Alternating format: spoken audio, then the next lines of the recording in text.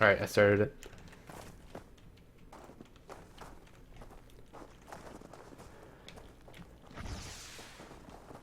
He did write it right over him. Alright. Yeah. Everybody, welcome to another great, exciting match here for Rust Team Conquest. I am Argyle Alligator, joined here by Bumbo. We're getting ready for a match here with Team Mohian versus Team Cannonball. We're going to do some on-scene interviews while we are waiting for the official setup. We are scheduled to start in about 10 minutes here, ladies and gentlemen. Alright, yeah, so do you want to do the interviews with both of the teams now, or are both teams getting set up? We could probably do them now because during the grace period seems a little intrusive. Yeah, that's a good... It seemed like people were a little, you know, not wanting us to do that. But let's do it a different way this time. Hey, boys. Alright, gentlemen. So, you ready for your match here against Team Cannonball? Slightly. What would you say you could do to be more prepared then? We could have asked Bumbo to join us. Well, We tried to replace Allspice with Bumbo last minute, but we couldn't. I'm so sorry. Alright, we've got some team cohesion going on here on Team Mohian. I think you boys are going to do a great job. You know, Old Spice, I believe in you. His name's Ole Spice. It's Ole. It's Ole. Argyle, it's Ole Spice. I'm saying it as Ole, you know, like the Ye Ole Tavern.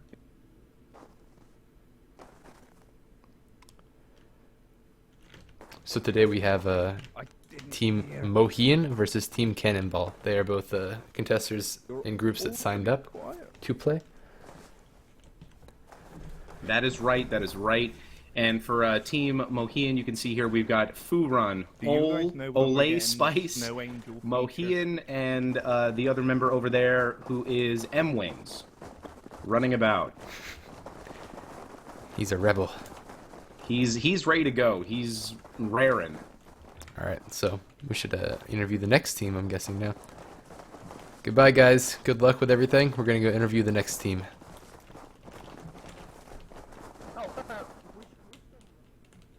Who's shooting rockets in the air? Well, that's T-Bus. I don't know what he's doing. Oh, wow. And that's Tank Girl. I don't even know. The team's not here right now. Team's not here yet? Nah. Well, we can wait a few minutes. Well, yeah, if we got some few minutes, I guess we can bring Furun into the channel. Or we can go to them. You want to go to them? Yeah. Let's do it. Channel switched. You guys. User joined your channel. Alright, gentlemen, I know it was hard to hear us in the game, so we can do some interviews here, because apparently it's very hard to hear in-game. So this is going to be a lot better. Yeah, Alright, yeah. Apologize for that. So to start over, how do you guys feel prepared for your match here against Team Cannonball? Hell we are no. super fucking prepared. Yes. we just been grinding for like 3 hours in Battlefield servers. You guys are ready then, huh? Kind of. Yeah. I still can't aim, but we're gonna do our best. You know, when you got a rocket the only 3 launcher... hours we have in game, but We're ready. We've been on a strict diet for a whole week now, so A diet? we're super focused. What's in that diet to get ready for a match like this? It's a secret. We cannot tell you. It's a I ate a secret. banana. Okay, 1 banana. It was not quite right. Oh. it Alright, was so a memory unripe of bananas, Harambe, everyone. Yeah, That's the key to success. My teeth still feel furry, but we're gonna get through this. Well, you know, there's a lot of potassium, and that potassium's going to help you when that adrenaline kicks in. Your body's going to use it. I think that was a smart maneuver. It's a smart boy, that Foreign. Yeah. He's here for the brains. I wonder if the other team has practiced as much as you guys did in the past few hours. They're as ready as you guys. They're probably still going to be a better aim than at least myself, even with the practice. Oh, boy. Well, you know, you don't really need to aim much with the rocket launcher. Just get in the general direction, you'll be fine. Trust Look, me, we can miss. Yeah. Did you not see Racy yesterday shoot the floor? Well, look, Killing mistakes himself. happen, gentlemen. Mistakes do happen. Even the be best making of the us same mess up ones. sometimes. Okay. We are like pro in missing. Yeah. Well, just get the general direction of the giant stone or metal structure. I think you gentlemen will do just fine. We'll give it our best. All right, well, thank you guys for the interview, and good luck to you all. And the match is going to start very soon. Okay. All right. Okay. Thank Good luck. you. User Bye. left your channel. Channel switched. All right, I guess we can head over to Team Cannonball unless they're doing some more procedural things here. I Oh, think they're all in doing there. something a little more important here. Oh, yeah, what is going on in the base here? Let's join their channel really quick. Channel I switched. forgot about that. User So joined your I channel. opened the door and there's a bunch of men wearing red jackets all cuddled up in a box. I told them to get in the box because they were misbehaving. Here you go, Tim. Oh, already off the bat, you Tombstone. boys are misbehaving here before the match. He's starving us. That's just Jordan and Tombstone. What the? Right, I'm unlocking everything I need. What is this? Listen Alright. here, Jordan, unlock everything Let you me need. in! What do I need? A large med box. Oh, and just a unlock syringe. everything you need. Come on, use your probably brain won't- for once. Probably won't get shot, though, because it's You know, me. Keemstar hit me in the head with a rock yesterday and I almost shot him. So dear. I wouldn't I recommend. hate no more. Well, gentlemen, do you feel back. prepared for your match today against Team Mohian? Well, back. let me put it this. No, let me put it this way, guys. Team Mohian haven't seen devil inside me. Wow. You got a demon in Wow. Well, it seems that Team Mohian's pretty ready to Back. fight. They've been practicing for the past few hours. But we've been playing CS:GO. Oh boy. Oh, wow. Yeah. So you tell Team Mohian that the global savages are gonna come Back! kick them in the shins. Yeah. Just the shins, nothing else. Well, you know, that is I'll a play the shit critical... out of them. Just the don't shin is a waste all your critical money in point the to buy keep yourself rounds up. and you guys should be good, okay? Oh, Yeah, I'll tell you what. I'll tell you Back! what. Bet £2,000 on me and I'll win. You got that? Alright. no, he won't. Trust me. Easy. You never put money on Morning, Jordan. The only thing you've won is a sperm race, Jordan, so yeah. Who? Yeah, that's You. that for you. Be quiet, you. That's my Fuck up, fault. I'll rock you. Yeah, be quiet, you. All right, gentlemen, Not as you online. huddle for warmth, the game is going to get started here. Thank you for the pre-match interviews, and good luck to all of you in the upcoming match. Hey, back off! Thanks! Thank you. See you, boys. Channel switched. User joined your channel. Alright, that was Alright. interesting. Yeah, I can't say I've done an interview like that in a while. So I think both these teams This are is an announcement ready. for all participants for the qualifier round we're about to start. Here are some reminders for you. Make sure you're appearing offline on Steam before we start. Ensure you've read through the rules. You'll have 30 minutes where no PvP is allowed. You should use this to build defences around your banner and to craft weaponry, explosives and ammunition. Once the 30 minutes are up, you will not be allowed to build. You will also not be allowed to upgrade. That is in any way. You may, however, craft using the crafting menu. Now we've just implemented a new plugin where you can do /phase, P-H-A-S-E, and that will tell you how long is left on the timer. However, we will still let you know about the about how long's left. If a banner has not been destroyed after 30 minutes of fighting, we will announce that all players have 1 life remaining. The last player standing will progress the team onto the finals held next weekend. We're going to get ready to start now, so once you hear the shots in the air, we will begin, and the build phase will begin.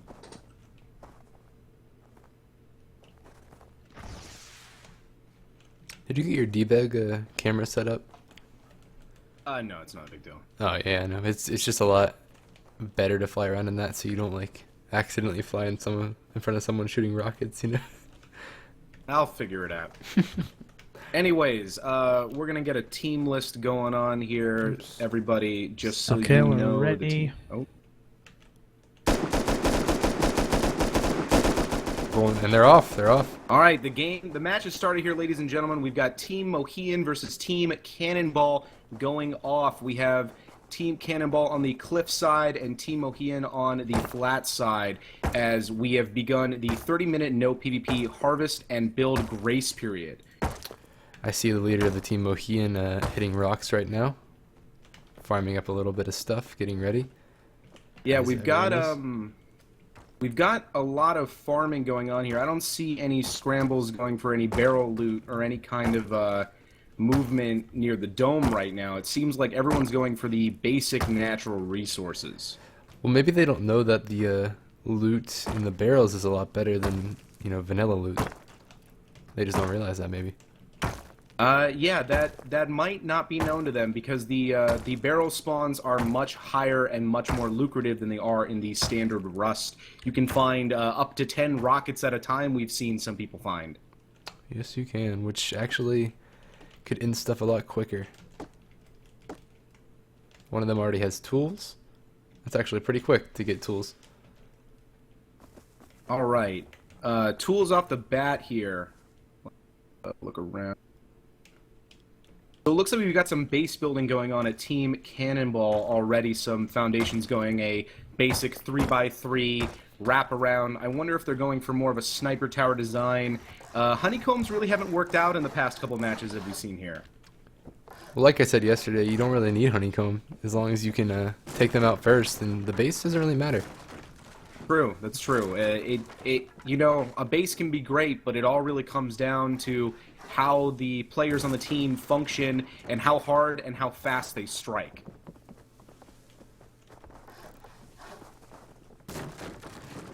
We've got some building going on here at Team Mohian right now. It looks like they're going for a similar structure off the basis of their foundations. Well, Team Cannonball is actually honeycombing right now, so we thought they weren't, but they actually are. Alright, they pulled an old switcheroo. Yeah, look at all that wood they're throwing, though, at Team Mohian. Look at all that wood. Yeah. Wow. That's like There's a lot 20k wood.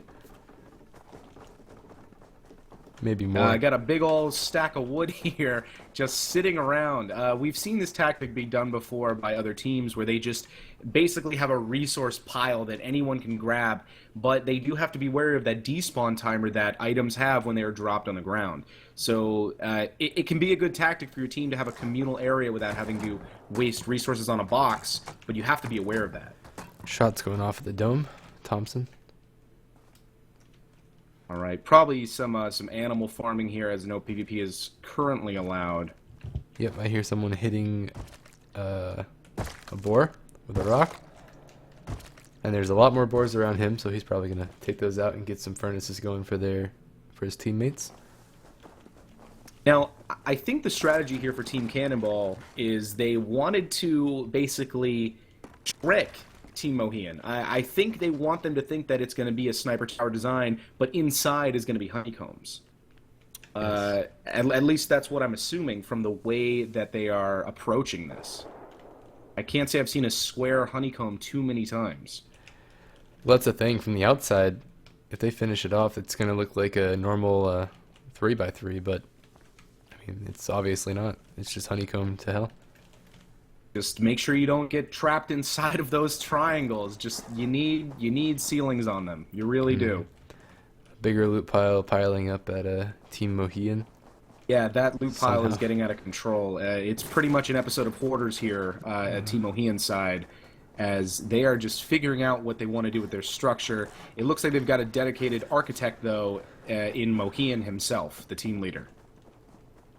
Who's building at Team Cannonball? I didn't look at the name. Take a look. I can double check there.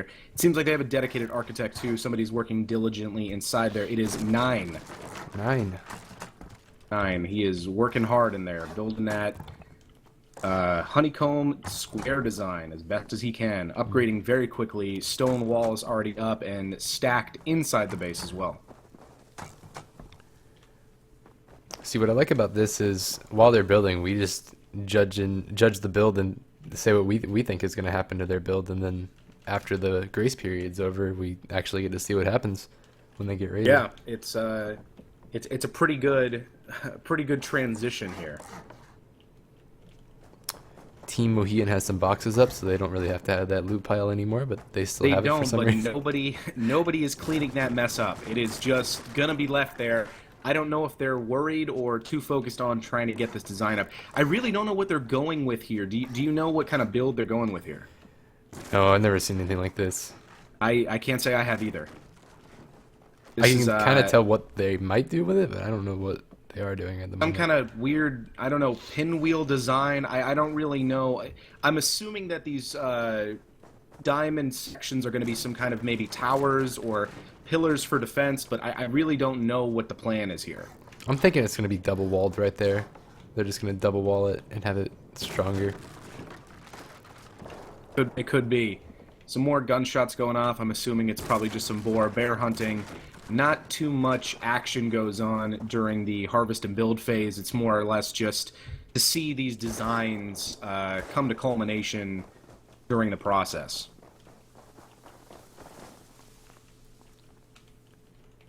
So 9 and Tombstone are both going outside of the base. I'm not sure what they're doing. Oh, they put a large furnace down. Okay. So they're going to be smelting a lot quicker. And a large furnace directly in front of their base. If they need to get to that furnace during the PvP period, that could be a challenge for them because it's directly in the line of sight of fire from Team Mohian. The loot pile, oh my goodness, all the loot is despawning they put down. It's despawning right now. The loot has despawned, ladies and gentlemen. It's disappearing as they speak. That's a lot of stone, a lot of resources. Yeah. I don't think they care, to be honest. They probably don't. Yeah. They probably have a full inventory of wood already. They probably don't care anymore and used what they needed to, especially with crates up and not being worried. They probably have more than enough, is what I'm assuming.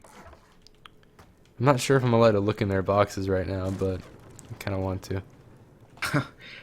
Yeah, I don't know if we're allowed to do that. I don't know if we can do that Yeah, I'm not gonna risk it. properly disturbing them. So we'll probably just let it be a nice mystery, as we can't see what's on their persons either. So even though these teams have been building and harvesting diligently, they both have had teammates go out on barrel harvest because we've been hearing gunfire all about. So we really don't know what kind of weapons they have or explosives on their person, or armor for that matter, because nobody is using that other than for animal hunting. Team Cannonball getting a ladder hatch on their second floor right now.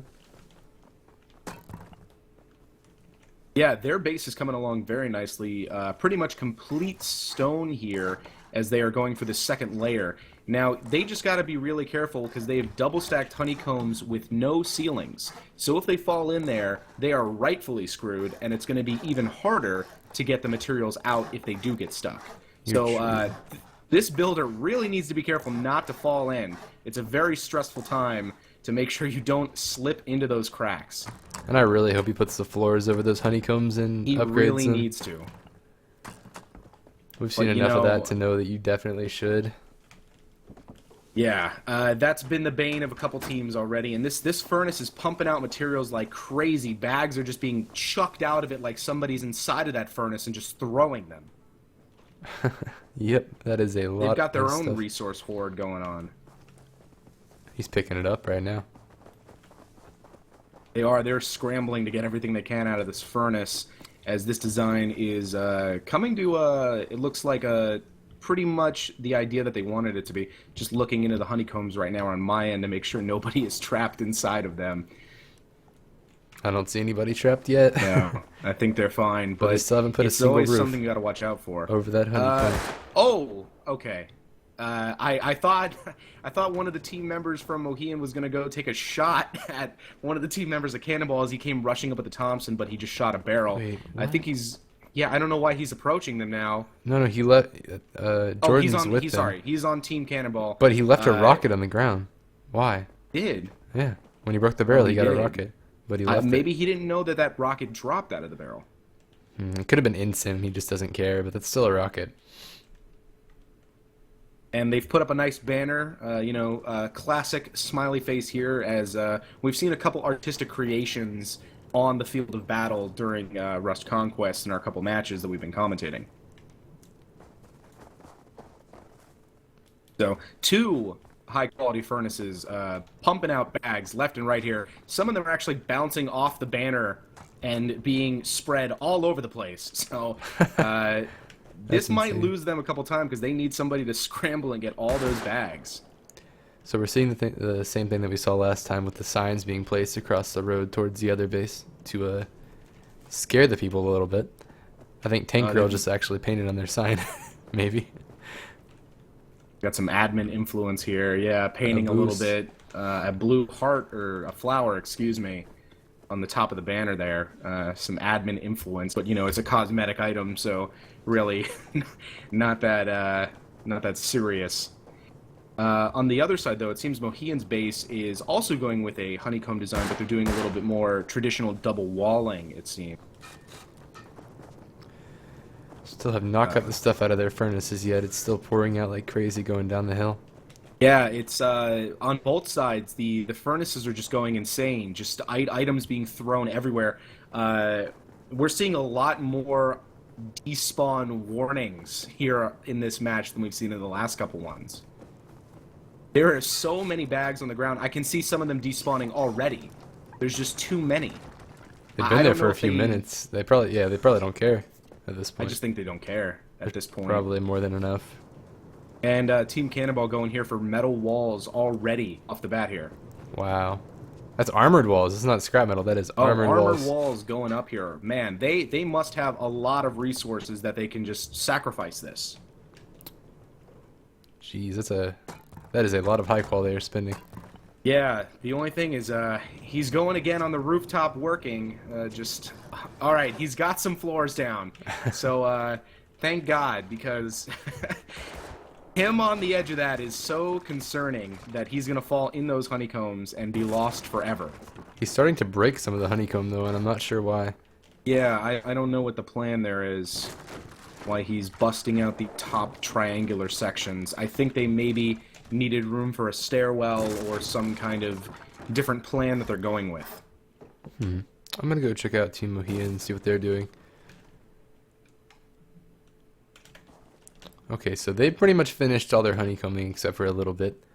And see what I mean? They were double walling here right there. If you can come over Yeah, and the double walling is fully coming together here as they are trying to build a really strong defense.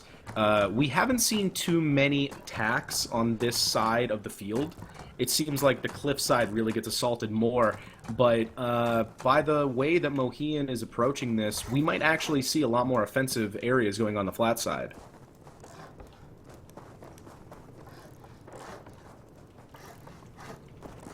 Already roofing off those honeycombs on Mohian. Smart moves, I would have to say, from my experience watching this competition. They still haven't picked up any of their furnace stuff. Well, they're starting to pick up some of it, but they're leaving a lot on the ground. Yeah, both teams are in this hoarder mentality where they just are leaving everything on the ground and just doing with it as they may. But at the rate that these furnaces are producing, I don't think either team really gives a shit, to speak frankly. They don't have to with the gather rates. I'm not sure the exact gather rate, but I'm not sure either. I think one of our mods saying it's 6 times, which is a lot. Yeah, that's a lot. That is a lot. So they can sacrifice it, to be honest. Upgrading the ceilings here on the honeycomb design of Mohian, going with some stone ceilings just to, set it off. Well, if they get some doors Both down, teams. the base seems to be almost finished if they get the doors down. Just Yeah, have to build well, up they at got this one point. door on the outside, uncode locked. Now, the one no thing that inner can doors screw them yet. here is if they don't have enough time to build up, then they could get their base boosted into by the other team at any point. They could. But I think they're trying to go for that as soon as possible. Also, a interesting tactic that Mohian has done that we haven't seen before is they're doing a back-facing door. No front-facing doors at all on the space. So that could be to their detriment, though, because we've seen bases with only one entry point. Teams been locked inside by suppression tactics. So hopefully this is not going to be to their detriment. Well, I'm not sure because they haven't. Team Cannonball hasn't upgraded all of their walls to armored, at least not the bottom floor. And if they don't do that, then there's not really a point for it to even be there. They just wasted it because you can just go through the stone. It's true. It's true. Hopefully they'll start making that move. I mean, they've got that furnace pumping out so many bags as there's actually bags sitting on top of the furnace, just waiting to be pushed over by the new bags. So hopefully they'll be starting to move onto armored fairly soon here. That bag on top just despawned. Wow. Oh, Yeah. boy. Cannonball going out for double walls now. I don't know if they saw what Mohian was doing, but they're going for some double outer walls now. If they get that thing fully armored and double walled, that's going to be very hard to raid. They'll have to It's actually gonna be a tough base. save up some rockets for it. They're going with some beds on the top here now. I'm assuming that's going to be sniper platform in action here.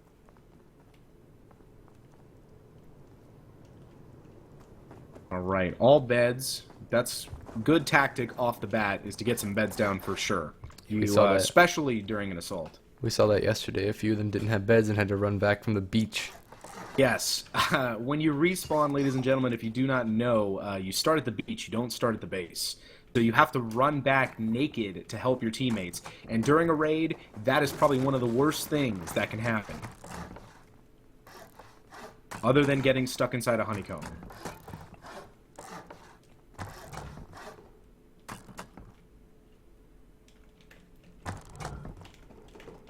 Okay, Team Mohian has the second floor of Honeycomb pretty much finished, except for the inner part. So they have their second floor done. We got about 15 minutes left in the 30-minute grace period here, ladies and gentlemen, and the PvP combat will start, and then we will really get to the match. I think we're going to see a lot more interesting things today with the base builds. These base builds are a lot different than the ones from yesterday. I would say these base builds are a lot more intricate than we've seen in the past. But then again, we had teams that were confident in their PvP ability and really didn't care so much about a base. They really just wanted to build a high perch that they could shoot down from. There is a lot of food on the ground here over at Team Mohian. There's a lot of everything on the ground. Just a lot of boar legs, a lot of production from that furnace. Just both teams, that hoarder mentality. Just, I guess it's so plentiful out here in Rust Team Conquest that it really doesn't matter what goes to waste. That being said, don't waste food out there, kids. There's a rocket on the ground on top of Cannonball's base. Not sure why, but there is. It might despawn. Yeah, they might have enough rockets though. We really don't know what they're carrying here, so they might have more rockets than they think they need. It seems like they're armoring the double wall part as well, which should be very good for them. They're going right for that protection. They've got code locks on here in Team Cannonball. Team Cannonball doesn't know their code apparently. Yeah, Team Cannonball has tried that code 3 or 4 times. Now they got it. The codes are got. Oh, he changed it for him. Apparently they put in the wrong one. Oh, okay. Some miscommunication here on Team Cannonball, it seems. They better get those walls up soon because I think we're coming down to the 10-minute mark and we've got the beds exposed. And if the beds are exposed, and if I was on Team Mohian, I would shoot those beds right away. Shoot them with a take fire them out rocket. immediately. Yeah. Get something on top of them to destroy them. So they need to get that third floor up pretty soon, and I would suggest armored walls.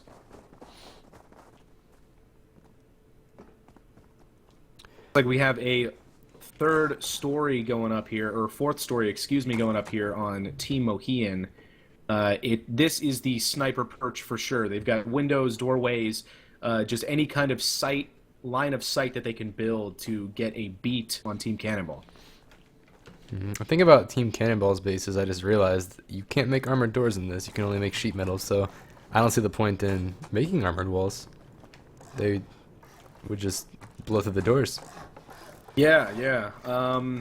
I guess they just want to be safe, I don't know, to the best of their ability. I guess if you've got the resources, why not build it, you know? That's a good point. So I think we're going to see Team Mohian do a similar tactic that we've seen before with these sniper doors, putting doors up on that sniper level to basically open and close for cover as needed and keep the window as a spotter's site. We've seen teams do this in the past. It's a very strong tactic, protects you while giving you the opportunity when you want to fire. So you can open that door whenever you want and fire whenever you want. You can close it if you're being shot at. It's very good. So it seems like they're going to have a lot of freedom in the space to move around, though, unlike the other bases from yesterday. Yeah, a lot of room for activities, a lot of good expanses. We're probably going to see some open, a nice open concept, maybe a breakfast nook. I don't really know what they're planning with the floor sheet here. but we'll see. There's a lot of space in this Mohian base, that's for sure. And I didn't mean to rhyme, but it happened. Wow, so Mohian is also making sure to cover all of their bases here, no pun intended, that they are building sniper doorways and spotter windows on all sides to make sure that they can fire from all angles. Because we've seen in previous matches, only having sight on some side of your bases can really harm you. So I think Mohian is trying to build a real turtle-up stance here, as the 10-minute mark has just been announced. Well, you always want to be able to shoot from all angles from your base if you're being raided, so yeah, that's a very good idea on their part.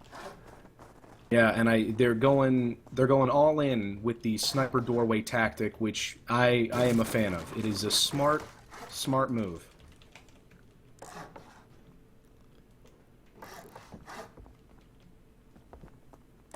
Go over to Team Cannonball and see what they're doing now. They're still working on the furnaces, getting a lot of stuff ready. Actually, the furnaces are off. I think they might have smelted everything. I don't know. I'm pretty sure maybe they got what they need. They're working on more outer layers, but that third floor is still not built, and those beds are exposed. We got 10 minutes here is enough time to get some walls up, but they really need to start thinking about finishing off the structure of this base. And they really need to be aware of that cliffside, because we've seen that cliffside be used in both matches yesterday to really hurt the team on this side. So they need to account for that as best as they can. I'm on that cliffside again right now, yeah. It goes, you can see right into almost everything. Yeah, one good placed incendiary rocket, even a grenade if you could lob it right, bolt action fire from there, can be very deadly from this position. Well, they're still farming up a lot, so I think they're going to have enough to do everything they need to do, but they're running out of time. We only have like 7-8 minutes left, maybe. We got a full stone base here coming at Team Mohian, as it looks like their sniper perch is coming to near completion. They just need to get those doorways on. Really don't need to worry about a ceiling too much being on this side of the map, and their base is high enough that it wouldn't matter.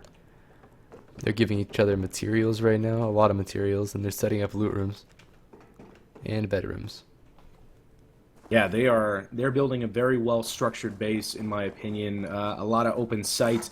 The only thing that I think is concerning is they have these cracks opened up between the double walling that could be used to shoot out of, but can also be used to, pick off people inside if the attacking team does not have a beat through the windows. Yeah, like we saw yesterday when Beach Chills kept shooting through the cracks in their honeycomb and hitting them. Hills was just picking off people from Team Keemstar through those cracks, and I don't think they were expecting that. So that is something to be concerned about, and hopefully they can maybe counteract that in a way. Mm-hmm. Someone's down over at Team Cannonball. I'm not sure what happened. Maybe they... might have been a bear, might have been falling, maybe he was trapped in something. It's unsure exactly. I wasn't watching him. Oh, he died at the base. I think it was probably a voluntary death.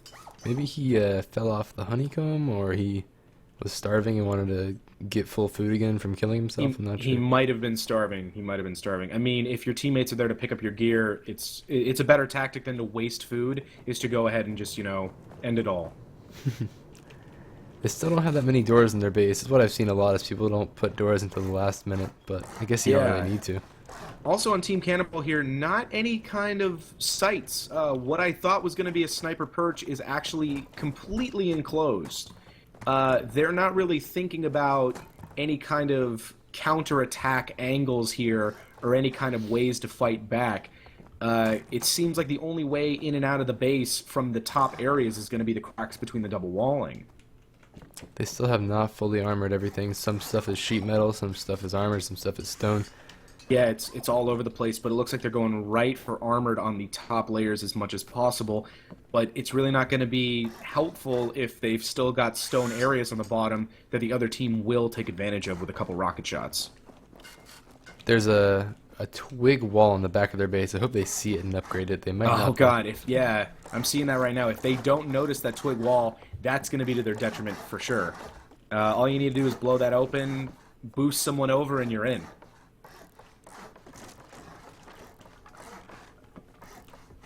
I'm going to go over to Team Mohian, see what they're doing. Oh, they're doing the tactic where you put the, I forget what these are called. They're called roofs, but they're not like regular roofs. They're Slanted, thatch roofs. slanted roofs. Slanted roofs. Yeah. They're pointing them up so they can peek over them and shoot bolts, which is a very good idea. Yeah, Team Mohian, it looks like they are going for more of an offensive tower design. Oh, we got somebody falling off the tower here accidentally. Hopefully that wasn't really a detriment to them. But yeah, they're going for a more offensive style tower with these slanted roofs, the doorway sniper peaks, the spotting windows. They're thinking about attacking from all angles, even within the base. While it seems that Team Cannonball is trying to turtle up more than anything, but we do see some windows coming on the top layer here of Team Cannonball as they've realized that they need to have some kind of sight from within the base.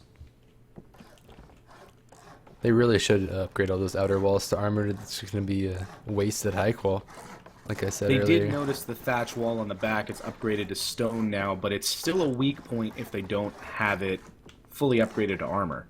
Hmm.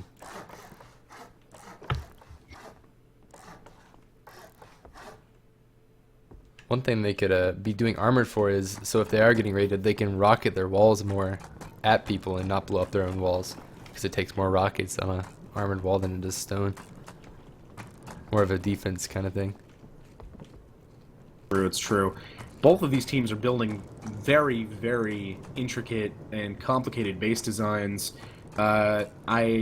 I wonder if more resource gathering has been upped for this match, because we didn't see bases of this caliber in the past couple matches.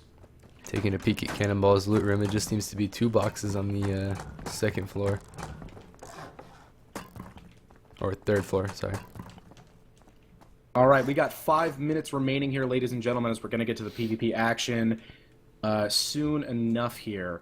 Because these bases are just getting more and more complicated as time goes on. And they really need to start finishing up as we're getting down to the wire here.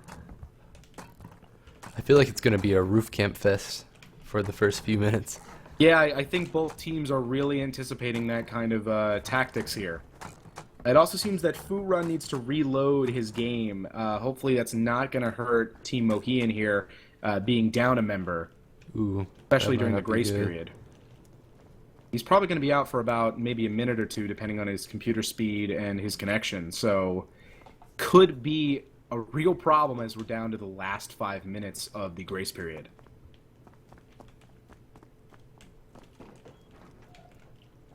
So once again here, ladies and gentlemen, we have Team Cannonball on the cliffside with Cannonball, Jordan, Nine, and Tombstone. Those are the 4 members. On the other side, on the flat side, we have Team Mohian with Fu Run, Mohian, M-Wings, and Olay Spice. We have less than 5 minutes left of the no PvP grace period, and the combat will start to initiate.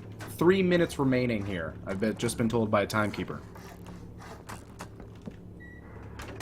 Still getting used to the debug camera. It looks a lot Yeah, better, but it's harder to control.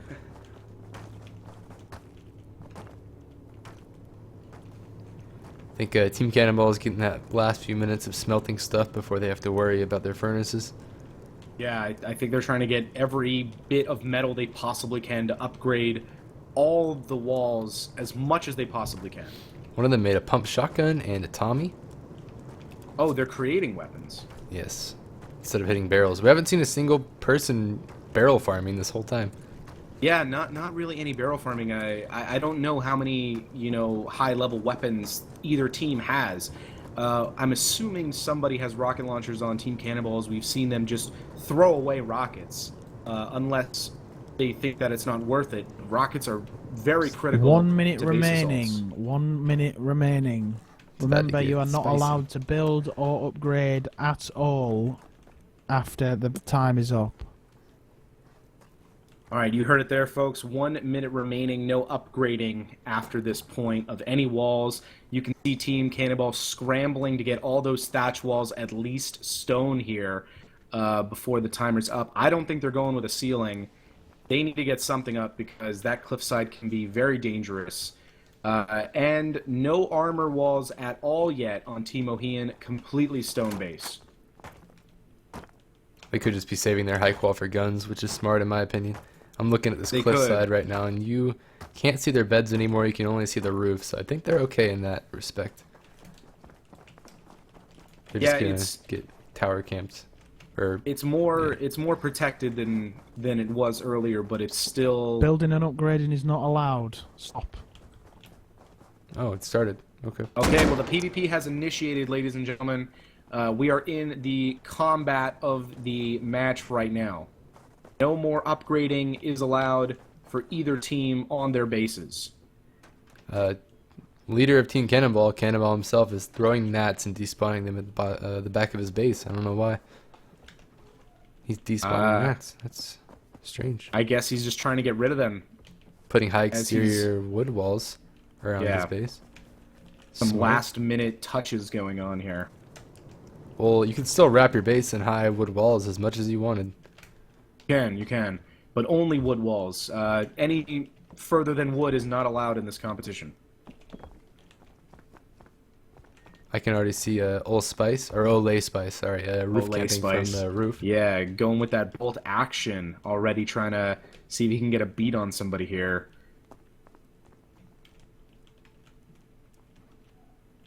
Hasn't taken a single shot yet. No, I don't think he had any kind of shot lined up, as the rest of Team Cannonball is either farming out in the forests or within their base. Well, I mean, it's still they can still farm, but it's only for high wood walls. Really, it's all they can build, right? And doors. Still don't have a door on their base. They only have one door. They have one door inside, no door on the outside. You can place doors during this time, but I don't know if they're aware of that. I hope they are, or it's going to be pretty rough because it's one door to their banner, and they can open the other one. All quiet here as the teams are just continuing to build. No real moves happening yet, as we can see from either team. Well, Team Mohian has a scout. He's just making sure nobody's trying anything for the first few minutes, I'm guessing. Yeah, they've got one person watching from the rooftop of their base. I think it's Ole Spice. I guess just double checking to see if there's any kind of movement from Team Cannonball.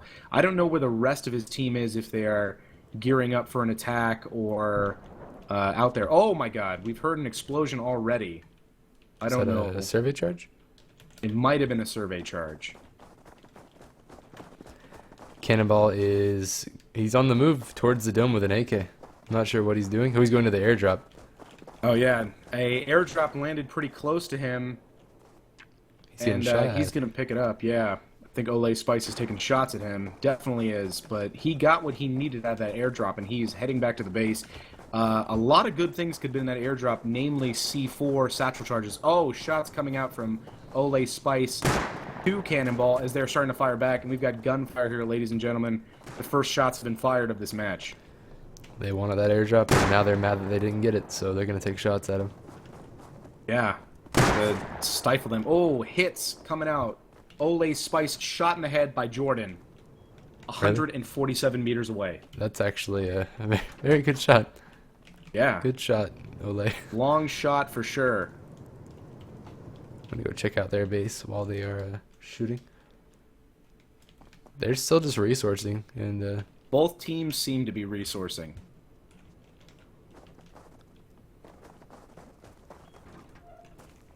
but you get to that point where you just don't want to resource anymore and you want to go fight. So I'm wondering when that point will be for them. That's what I'm wondering too, because this has sort of been a build fest right now. I'm kind of craving some more bloodshed. I want to see some more action. I want to see bullets, explosions, fire, death. I love the carnage in this competition, and that's what I'm waiting for. Now, what I think would be interesting is a raid during the sudden death period. Yeah, we did see some of that yesterday, and you can really take advantage of that, especially if you kill the team within that allotted window of 30 minutes, or after it, excuse me. It's like Team Cannonball are going color coordinated with green. You gotta know who you are, but at the same time, it lets the enemy know. You can't craft things from the crafting menu. Okay, we just been notified that things can be crafted from the crafting menu. You just cannot upgrade anything. Exactly, no upgrading. So that twig we've got over a there. scout here for Team Cannonball, Tombstone, coming out with a P250, trying to get things from his furnaces while checking his back occasionally. Still a lot of stuff on the ground. that they have not picked. I'm not sure what it is because I have my HUD off. I can't see, but I'm assuming it's either sulfur, metal. Yeah, well, one of them's a double-barrel shotgun. It's a couple double-barrel shotguns on the ground here. I guess they figured they don't need those. I don't know. All right, here. Some more lookouts by Tombstone. Nothing still really happening. We've seen one death here, ladies and gentlemen, on the field. It's a very quiet battle to start. I think both teams are just trying to make sure that they are completely ready for the assaults that they are preparing to undergo. Seems that Team Mohian are gearing up in their loot room right now, grabbing guns and armor. Yeah, they bucket helms, armor face masks, armor plating, bolt actions, AKs. I think they are gearing up for some kind of attack fairly soon here. They're meting up. They must be. There's no reason to met up besides, you know, going there for an attack. Mohian's going to try to make a move. I wonder if Cannonball is doing the same or they're continuing to craft. Let's go see what Cannonball's doing. They're still managing the furnaces and they're roof camping from their base to see what's going on. They're taking shots. I think there might be some counter sniping going on here. There is. We've got Cannonball fighting off against M-Wings. Actually, all of Team Mohian is on the roofs right now, sniping. Bolt actions. Oh my god. Ole Spice shot in the head by Cannonball, 150 meters. Again, wow. Those guys are going to have a bit of a rivalry going on. Yeah, Tombstone is calling hacks now as the headshots have gone out. Another one down. Another shot. M-Wings is down. Dies. Yeah. Ole these Spice bolt action is shots getting him keep up right going. now. He might get shot. Oh, he's down too. Oh no, Ole Spice shot as well. That's bad. We'll find out who did the killing once these gentlemen bleed out. They just shot out the thatch stairwell. Well, from what I see now, Team Cannonball is pretty good with the bolt. Or at least one of them is. Yeah, I will say, a lot of sniper action going on here. Ole Spice is up. Gonna go loot his body, but he can't because they shot up the stairs. That is Yeah, they did that clever. one on purpose. He just killed himself, I think. did. M-Wings is up. Didn't get his bolt, though. It's still on the ground. Yeah, we don't know who did the actual sniping. I'm assuming it was Cannonball because he's still up there firing. Oh no, there's Jordan. Jordan. But we've seen multiple members of Team Cannonball execute long-range headshots. I think all of them are proficient snipers.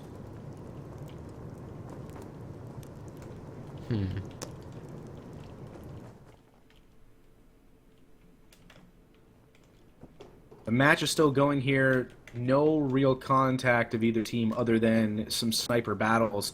And it seems that Cannonball has been successfully keeping Mohian within their base while not even leaving theirs. Like I said, it's going to be a roof camp fest, and I'm hoping it doesn't last too long, because... Yeah. Mohian here trying to pick up all the last remaining items from his dead teammates on the rooftop areas as he's being shot at by the members of Team Cannonball. He's hiding behind those slanted roofs. It was definitely smart to put those up. He's getting everything he can off the dead members. He got everything. He's going down to the loot room, and he made it. So, they seem to have got everything back from that. Not their dignity, but, you know, all the loot. Yeah, it's you know, it's a real grain of salt to be shot in the head from 150 meters away. Now I'm wondering what they'll do after this. They've already, you know, seen how good the other team is. They got to really step up their game now. Yeah, I think they need to make some kind of offensive here because just being picked off at long range is just going to hold them back. And, you know, Team Cannibal might have a really good long-range game, but it might be a different situation when you get on the ground right in front of that base. We got we've got some contact here between the teams. Fu Run is saying, "We're noobs, please leave us alone," from Team Mohian, and Cannonball firing back saying, "Yes, comrade, would you like some more sausage?" I'm not really sure the reference on that one, but we've got some back and forth here between the teams. Well, you said you wanted some beef, so I think you're You getting some beef that you wanted to see? Yeah, they're getting that beef all right. It's kind of astounding, even though we haven't seen too much action, to see Cannonball do as well as they have without leaving the base. Well, you know, Cannonball seems to be a little bit more organized when it comes to the inventory management. They got all, you know, face masks, chest plates, organized clothing, and the other team just still has their default hoodies and bucket helmets. Yeah, I really haven't seen any kind of armoring up just yet. I've seen some bucket helmets, but not too much. They really need to start doing something here, or they're just going to be continuing to be picked off. But we've got somebody peeking out here. Ole Spice trying to get a shot. Team Cannonball from the lower areas of their sniper tower. I think he's making a mistake there. He should just sit there and gear up in his loot room, but... Yeah, I don't know what the plan is. They've already lost pretty much everybody at one point to these sniper fires. I don't know if I would tempt fate anymore.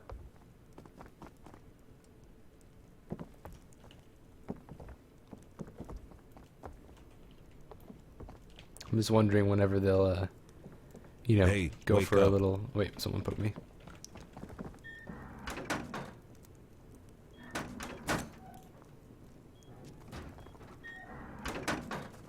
All right? Yeah, I gotta ask Sam something.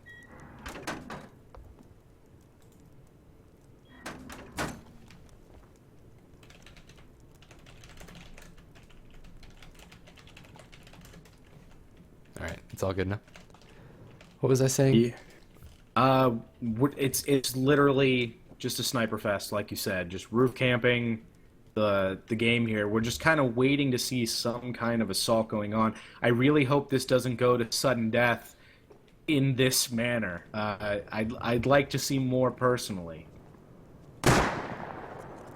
That would be very uneventful, but I'm pretty sure the Team Cannonball at least is gearing up for a raid. They're still smelting stuff, and they seem to be crafting stuff from what it looks like. That's why they're staying in the base, most likely. And we've got some bullets being traded here from across the no man's land. More bolt-action rifles being fired between Cannonball and Mohian here. No deaths, no hits yet. They're both just counter-sniping, trading shots. Furun's trying to take a shot at them, but bullets whizzing by his head. Yeah, no hits here on either team, it seems, just yet. One of them is hit. I think it's Furun. Oh, shit. Both teams are very hesitant to make any real moves here, it seems. Just really, really safe play, which, you know, we haven't really seen that much of in this competition. No, both rounds yesterday were just... They got rockets from barrels and just went for it as soon as they could. Yeah. I think these guys are getting a lot more prepared, and that might screw them over in the end, if you think about it. If they're really prepared and they make it out of this PvP 30 minutes, that's just basically handing over gear to the other team. Yeah. I mean, if they wait this long just to gear up and then they end up dying, they don't get another chance. Exactly. Which is why I think they should go hit barrels, but I'm not sure. They seem to be really adamant about not doing that. Mohian's got a team uniform on here. Black hoodies, Arctic camo pants. I think they're getting ready for a raid as we see more armor being worn, more high-quality weaponry being held here. I think these boys are getting ready for something. Hopefully, it's not going to be a sudden death roof camp. Team Cannonball is behind their high external wood walls. Looks like they're about to make a move. I'm not sure, though. Yeah, two people on the ground here from Team Cannonball inching out towards no man's land using those external wood walls as barricades. Try to cover themselves. I think they're trying to test the waters here, and they're going to start making a move. They're pushing forward. Across the road. Crossing no man's land right now. One brave soldier from Team Cannonball. It is Jordan on his own here in the bushes now. Sneaking around in the bushes, pushing closer to their base right now. Yeah, he is almost up to their base, but somebody is outside. I don't know if he sees him or not. I don't think they see each other. No, he doesn't see him. He's looking up at someone. I'm not sure what's going on. I don't know, but there's gonna be it's Cannonball. Oh. He's from. Oh, it's Cannonball. Cannonball. Cannonball is already at the base. They are at the back doorway of Team Mohian right now. They are not crouching, though, so Cannonball knows they're here. We've got some firing going on towards the uppers. Cannonball trying to keep them in the base, while I'm assuming his teammates are going to try to find a plan of entry to start breaking in. Mohian thinking of something to do. I'm not sure what he's going to do here. He's up to the top floor. He has a building plan. I'm not sure what he's going to do with that. Seems like Team Cannonball is going to try to get a few picks here and then see what they're going to do. All right, shots traded as Team Mohian's trying to fight back. Cannonball's advance here as they are very close on the base, checking the boxes Oh, that's of bad Team for Mohian. them. If there's actually stuff in there, then that's not good. Yeah, they are inspecting the furnaces, inspecting the boxes. I guess trying to see if they can get anything on the fly from them. He is actually throwing the items on the ground. Hopefully, I'm guessing his plan is to despawn it. Kind of stifle them. Well, we're seeing the same thing that we saw yesterday, where they basically trap them in their own base, making them unable to do anything. Cannonball just killed Mohian from the ground with an assault rifle, as 3 members of Team Cannonball now have surrounded Mohian's base. Mohian is losing his body again, while Ole Spice shoots fire down on Cannonball. More shots being fired from a Thompson on the ground. It looks like Cannonball's got some stuff and they're running back to the base. I don't know what the plan was. Was it just to disrupt their supply lines? Because they are now all retreating, it seems. 9's still there. He's trying to get one more of them, it seems. Or maybe just try to keep them in the base while the rest of his teammates are going to use the materials they stole to actually build some explosives, possibly. Maybe. They could have just had 9 there waiting for them to come back with the rockets and a launcher. See how many rockets it would take to break this base down. 9 is 4, now 8. retreating back as well. It could have been a scouting mission just to see what they exactly need to break into this base. You could be right, Bumbo. So it's 16 rockets to get to the core, and then after you get to the core, it's armored. So that's 8 rockets for that. So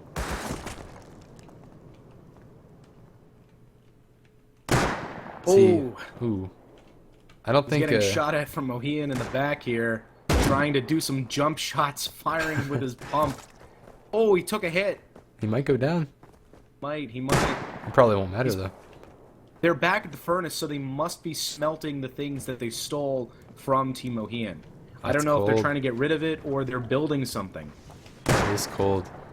Someone just went uninvisible, I think. I just heard that. Might have been me. But Cannonball just shot Mohian in the face with a bolt action 151 meters away. Man, they're just not letting these guys do anything. They're just kind of... No. It's full suppression right now, and they are trying to cut them off at the knees, taking their supplies and using it for their own. We got some smack talk here from 9 telling Team Mohian to maybe try Club Penguin, that Rust might not be the game for them. Oh boy, that's pretty spicy. It's pretty insult. harsh. Yeah, that's actually... Oh wow. Let's go over to Mohian and see how they're handling this.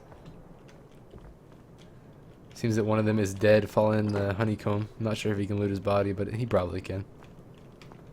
Mohian? Yeah. His body fell in the honeycomb. That honeycomb. We got 12 minutes left of the PvP here, ladies and gentlemen, as the match continues.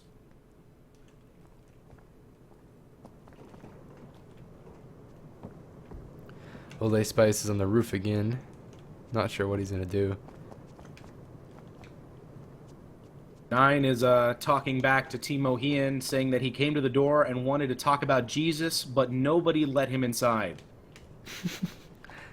He was on a message of God, and he was denied.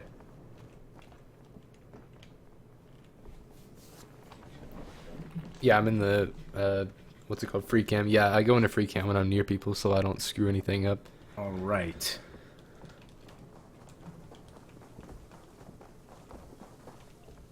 Seems like Team Mohian put some wood doors and window shutters up around their sniper floor. I don't know how much that's going to do right now. That's the thing, though, because yesterday it just was obvious that good bases don't really matter in this if you're good. True, the it's game. true. PvP will trump all. As long as you have enough rockets, you can raid it.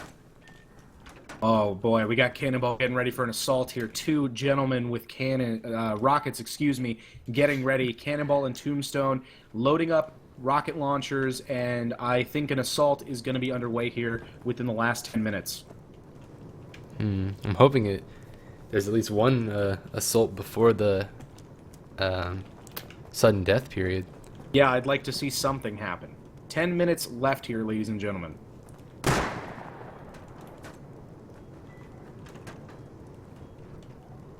See, that's what I love about this game, though. You use someone else's stuff to raid their own base. It's beautiful. Yeah, and that has happened and can happen. We got some sniper trading here. I'm sure it's just suppression and scouting, as I think both teams are pretty much ready to make an assault. They just need that window of opportunity.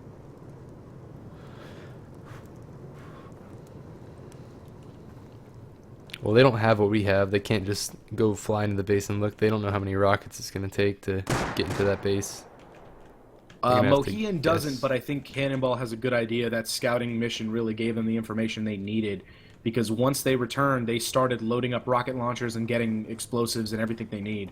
I think Cannonball is gearing up for another assault as they are outside, right on the cusp of no man's land.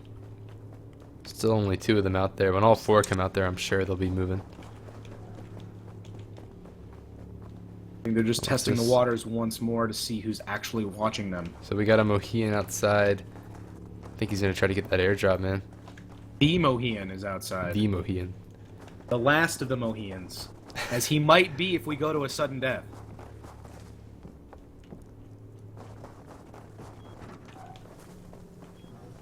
Do they even have an entrance in the front of their base?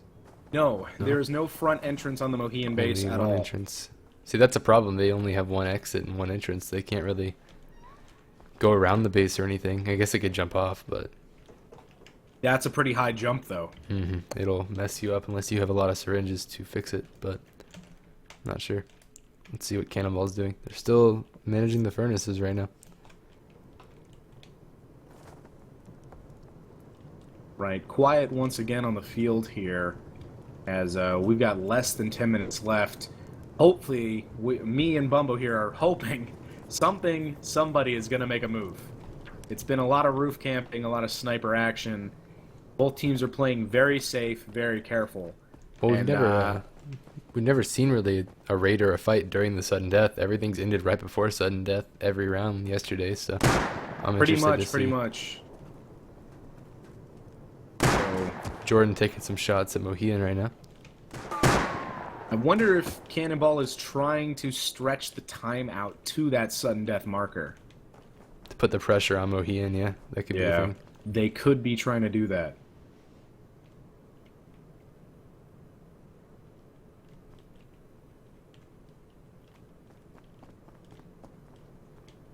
Right. More shots going out here as all of Team Cannonball is on the ground. I think they're going to start trying to push up towards their base, but they really need to fight them back as Mohian is on the offensive, shooting back at them. They don't want anyone crossing towards the base.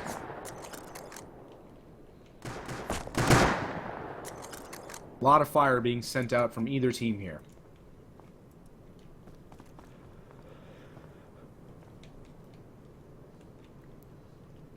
Ole Spice is still on the roof taking shots over at Cannonball. I'm not sure what that's going to do, though. Like I said, just roof camping, it just doesn't do anything. If they die on the roof, they get their stuff back. Like, you're just wasting bullets. All 4 of them are outside at Cannonball, though. I'm not sure they're gearing up for a fight or they're just taking some shots. I think they're trying to push across the no man's land, but they don't want to be picked off, so they're trying to counter snipe so that they can have a window to move up, maybe use that rocks as cover as they've done in the past, and sort of advance. But Mohian's got guys on the ground and in the tower, basically just trying to keep them back because they know that they're about to make a move.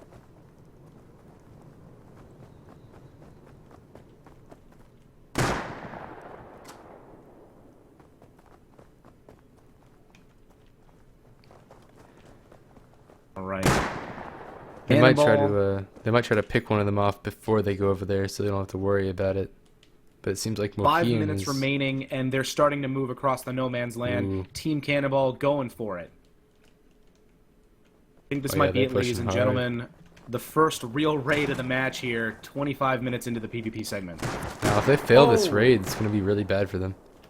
They're actually using high exterior wooden walls on the move as sort of forward operating bases to advance as they continue their assault here.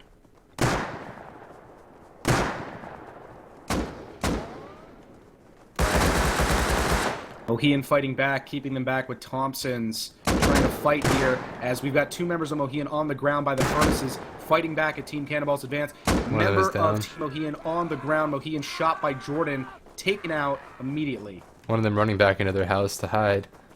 I think things are about to start blowing up. Cannonball sure, has though. surrounded the base, C4 on the doors right now. and they just Oh, found boy. Fu Run in the bushes and executed C4 on the doors door right from them. A lot of gunfire. M-Wings taken out. One of Tombstone Cannonballs is dead. Another one dead. Another one. 9 taken out, though, by Ole Spice. Still throwing One door C4. down. As long as they don't die with that C4 on them, they should be fine. The other guys can just run back.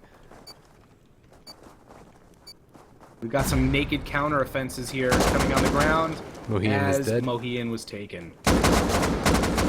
Oh boy. Cannonball is just breaking through, ladies and gentlemen, cutting through this base, doing everything they can. More C4 on the doors here on the inside. They're skipping through the airlocks by blowing to the side. They are. They're going right for the doorway. Or the wall, One more excuse wall me. on there in the core and they can blow up the armor, but I'm not sure if they'll have enough C4. We'll see. They might have rockets, too. Oh yeah, good More point. C4 on the inner walls here. This might be the end, but we don't know. It could be close. Cannonball is just barreling through this Mohian base, taking it down wall by wall. They are at the inner barrier, inner banner sanctum. Excuse me. C4 on the my inner gosh. banner. They are inside. One the more base here. C4 and they win. Jordan is down. Tombstone was just shot. Oh boy, he threw the C4 on it. It's over. Even if he kills him. C4's on the banner. 9 is in there with a bolt action. It's and all it's over. done. Team Cannonball has won in that last-minute assault here, ladies and gentlemen. M-Wings has killed a Cannonball with a P250. That's the match, ladies and gentlemen. You know, it was a slow start, but a very quick and effective attack by Cannonball. Busted through to the inside, and Mohian was taken out. Well, I'm going to fly over to Team Cannonball's base and congratulate them. Hey, boys. Good job. Probably go pop up into their channel so it's easier for Sure thing. folks at home to understand. Channel switched. Can you please User say joined shout your out to channel. my main men, Red, Laserman, and Little Forker, please? All right, hello, whoa. boys. Hello, congratulations Good day. on Hello. your win today. Thank you, thank you. Of course we're gonna win. You know, I carried the team. I do have to say that it was fun. You know, Which one of you was on the God, roof those- with a bolt? You guys are really good with a bolt, one of you. Like, that'd be that would be He's the our skeezer. golden That'd be me. Eagle. well, Hey, Jordan and me were doing quite well. Yeah, Yeah, you have to you count know, it. flipping headshots left, right, and center. See what I Hey, like? I think our base design was beautiful. I think Yeah. it didn't look like a tap. It was utter shit, but they didn't attack. You know. Yeah. I like how you It guys did purpose. blew through all the airlocks instead of going through every door. It saved you a lot of time, and you pretty much won that way. Nice job. Yeah, yeah. You know, we scouted out their base design while they're still building, so yeah, we kind of knew the layout. Nice, Scouting nice. work by this man right here, Jordan. You know, the, Oh, he's getting the kicked, big excuse J, big J dog. Oh, look, he's J-Dog. smashing. See that? User Come on, joined Jordan, your don't be like channel. that. Wait, can the streamers see the chat? Yeah, they can hear us now, can't they? Yes, That's we're sweet baby live. Jesus. Anything, Oh, gentlemen, hello. want to say Your here channel. on the tales of your victory? Yeah. Um, Shout give out us some to better Red, opponents. Little, Oh, there's a 1314. Yeah, this this is is why why we didn't choose Jonathan Hold on. /Polar Panda. And Jordan, don't for forget my Amber. friend- She's also watching, isn't she? love you a lot. Amber, if you're listening, 9Z, he loves you. And ma'am, thank you for bringing me up in this nice world. Wow. And to conclude this victory, I say, Cannonball, thank you Bring for on letting B father chills. figure to me. You're welcome. Nice You're one, welcome, boys. brother. Congratulations, okay, boys? Congratulations, gentlemen, on your victory. And thank you for this great event, and we will see you in the finals. See ya. Semifinals. When we win again. Semi-finals. You got one more to go through. Finals. Yeah, winner we're of the next. finals. There's It one might thing I'd like to say. Do we know Little who we're and, going against? This is Yeah. why we didn't choose you. No, they gotta really, fight really it. bad. They're They're gonna fight guaranteeing around that they'll be in the after Yeah, the semifinals. winner of the next match will take you gentlemen on. Oh yeah, look at this beautiful sign. Look at that. There's an old flag logo here. No! Alright, I think I'm gonna pop over to Team Mohian and see what's going on with these boys. All right, boys. See you later. Congrats. Right. Oh, Channel switched. Back, Channel switched. Team Cannonball for a long period of time. How are you feeling? What are you thinking? Disappointed. No, man, we tried. It's hard to know, like, how many sulfur you need, and then... Well, let me ask you a question. Were you guys gearing up for a raid right before that happened, or were you not No, prepared? we were getting it up. Yeah, we we- were crafting rockets and bullets. But, you know, time moved more quickly than we thought. You get halfway through and you realise that you forgot to put a code lock on something, then you stop what you're doing to do that, and then you just get completely caught up in the moment. You just... But we were ready to go raiding. We had enough rockets and explosives to go raiding. But they just pushed first, so...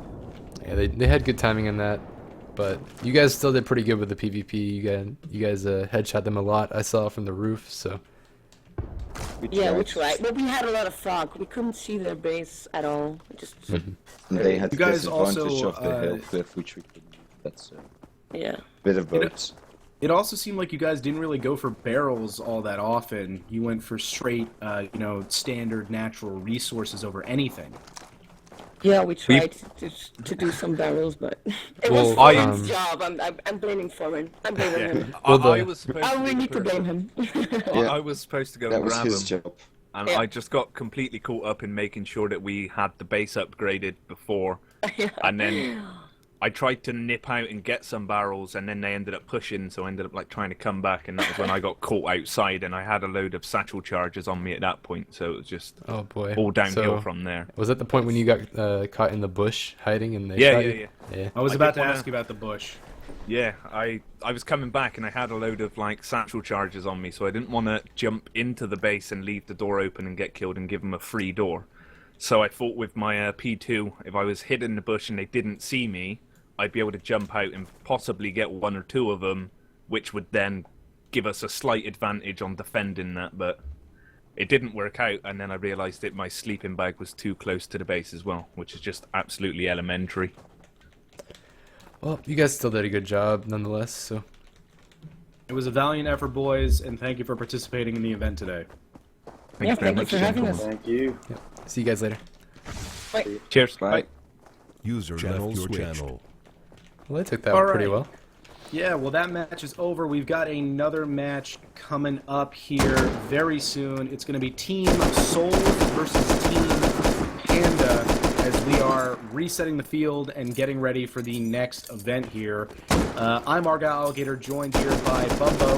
We are your commentators for today. These are the quarterfinals, and these teams are public teams that, what is it, they joined by application, Yes. I want to say? Yes, they signed up by application and got accepted to play. Yes. If you want any information on how to sign up and join Rust Team Conquest, you can do that at rustconquest.com, or you can click any of the links below on the stream here. You can also follow them at rustconquest on Twitter, and if you're interested in myself or Bumbo, you can follow me at Argyle Alligator and Bumbo at Bumbo Gaming. Is that right? Yeah, that's right. All right. Seems like everyone's just trying to despawn all the loot right now. Yeah, we're just clearing the field as we're getting ready for the next match. I will tell you the teams and the members on the teams. So we have Team Souls, and the members on Team Souls are Morgs, Salzy, Souls himself, and Strike Zero. And then we have Team Panda with Matt. I'm gonna say John. It's got two O's. Kumble and Wick. So we'll probably interview them in a few minutes when they get in here. When they're all in their channels. Just a minute as all of them are in because some of the team members are missing here. I'm also going to make a team list real quick for the moderators. So if that newcomers to the stream want to know, they will have that information.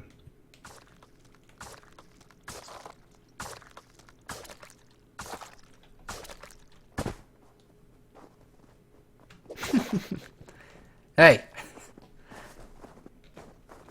Give me 1 second, everybody.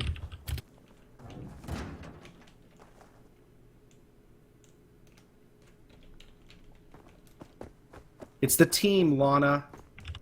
We've been through this before. All right.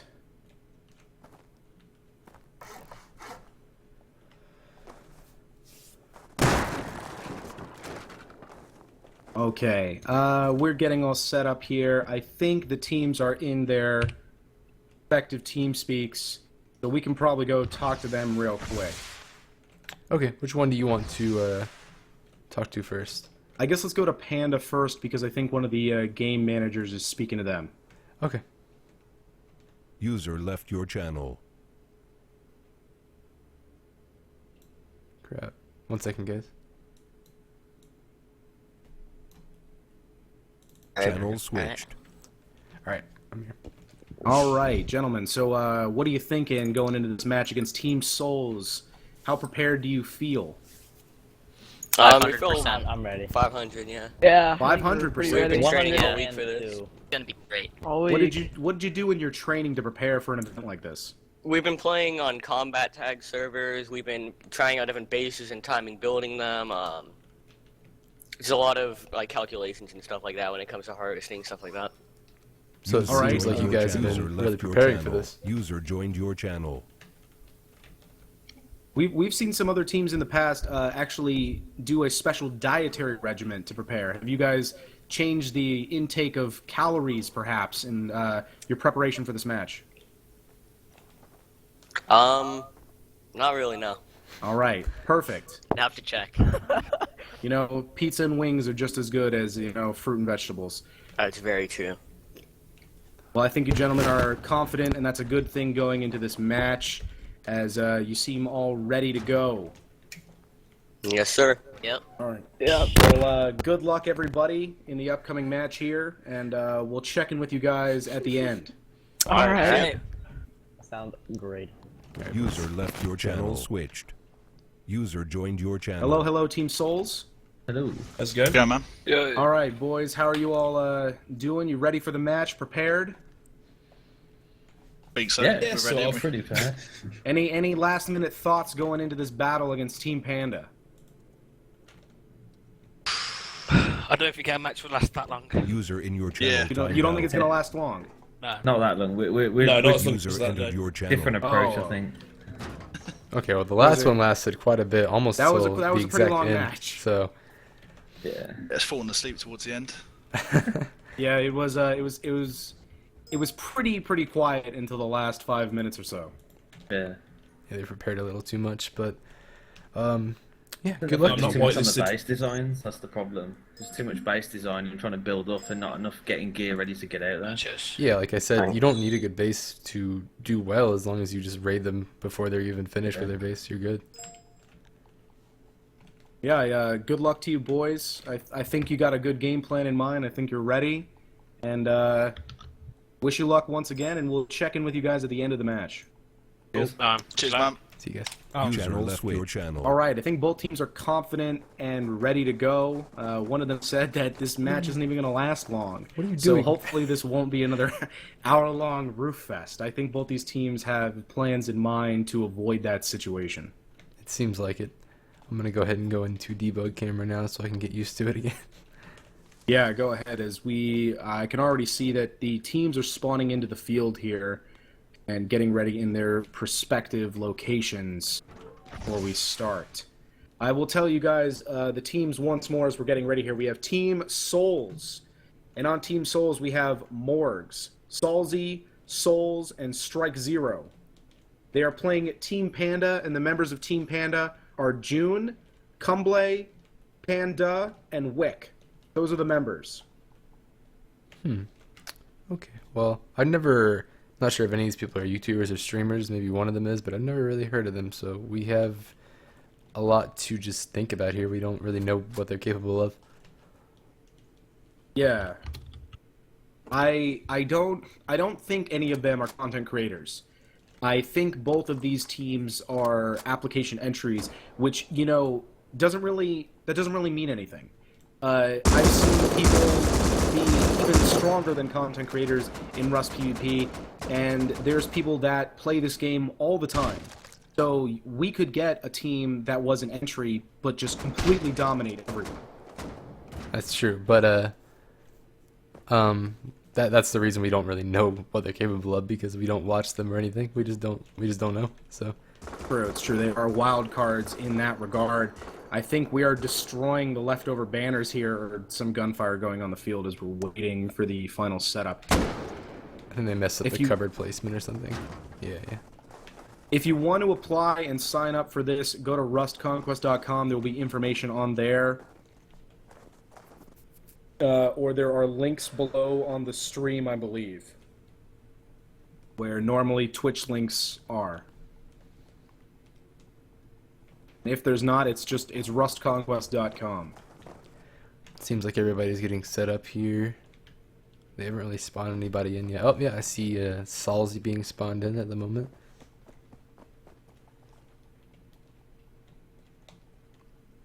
Then Souls has been spawned in. Hitting an admin with a rock immediately. Perfect.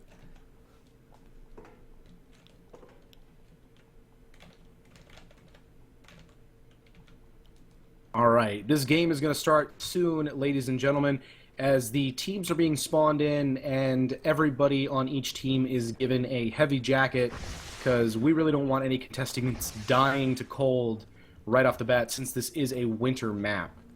That would kind of be unfair and a little anticlimactic. We're just coming off the end of the first match that we had, which was Team Cannonball versus Team Mohian. Team Cannonball won the match in the last 5 minutes of the round with a very quick and effective destructive path right through Mohian's base to the banner. Okay, so Cumleb has been spawned in. He's been given a jacket. Alright, I'm going to see on which side either one here. So Souls is on the cliff side, and Panda is on the flat side. So we know the cliff side's a disadvantage to being over there, but what's the disadvantage to being on the other side? I think because there's more vegetation, brush, trees, it's going to be harder to see enemies coming. That's a good point. You're much more vulnerable to flanking on the flat side, and you know you really got to watch 360. On the cliff side, it's much easier to see the enemies approaching. Mm-hmm. Well, on the flat side, it's a bit of a problem because behind them is this cliff side, and they can get snuck up on pretty easily if someone worked and looped behind them. Yeah, we haven't seen anybody really use the terrain on the flat side that much. Even in the last match, Team Cannonball, that was the first winners from the cliffside that we've seen, pretty much just used the straight-up no man's land and built their own cover with those big extended wooden walls.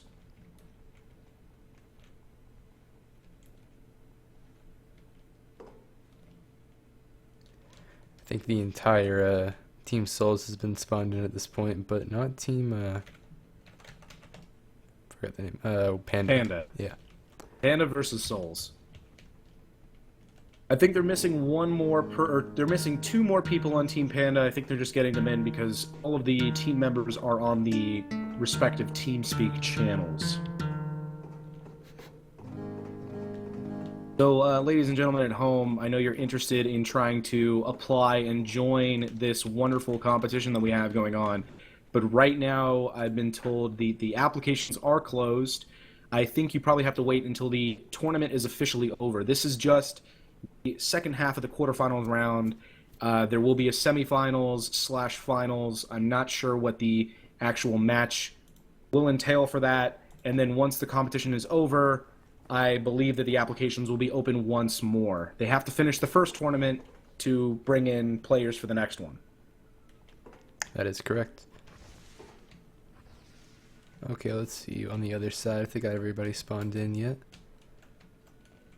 Nope, they're waiting for one more person, I believe, on Team Panda.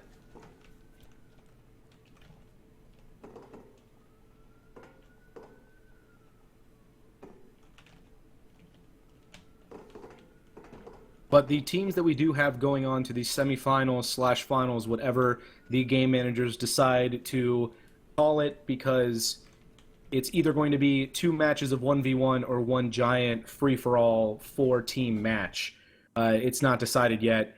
And the teams that are going on to the end are Team B-Chills, Team Scud Punk, aka the Spicy Boys, and Team Cannonball are going on to the final matches. And that's going to be really interesting on this map, because this map is pretty much perfect for 4 teams. You can put a team on each edge of the map. Yes, I think a 4-team free-for-all will be very interesting. I just wonder if it's going to be the first banner to be destroyed or the person with the most banners destroyed. That's a good point. So, but I'm not in charge of that. We're just the commentators. So, but this will decide the last team going into the semifinals. It is either going to be Team Panda or Team Souls, and they'll face off against, what is it, Team Cannonball, I believe, if they are going to be separate matches. Now, I'm interested in what that team said about it not lasting very long. I'm interested to see what they're going to do. Team Panda was pretty confident in that the match won't last long. They want to finish this quickly, you know, drive the stake in and end it. Oh, the last contestant on Team Souls is in Morgs. He is spawned in. Okay. So we're just waiting from the game managers as we are told that they are ready to go. We're going to get the final send-offs and we will be started.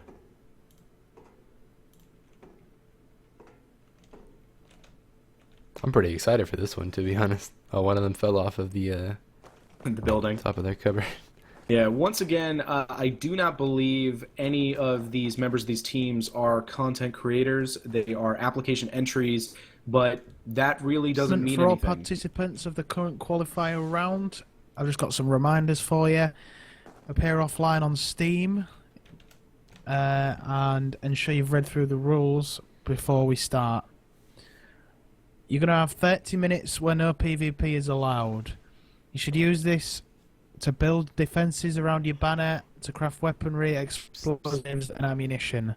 Once the 30 minutes are up, not be allowed to build. This includes upgrading as well. You may, however, craft using the crafting menu.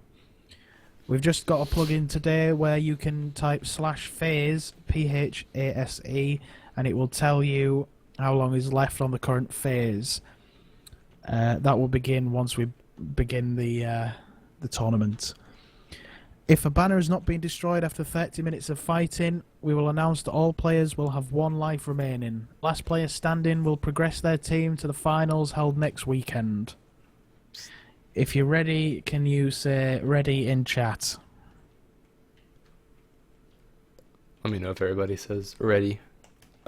We've got 7 readies. On the 8 sound of the readies. gunshots, Sounds good. you will begin. If all staff could vanish now. And everyone disappears. Yep. Okay, here we go.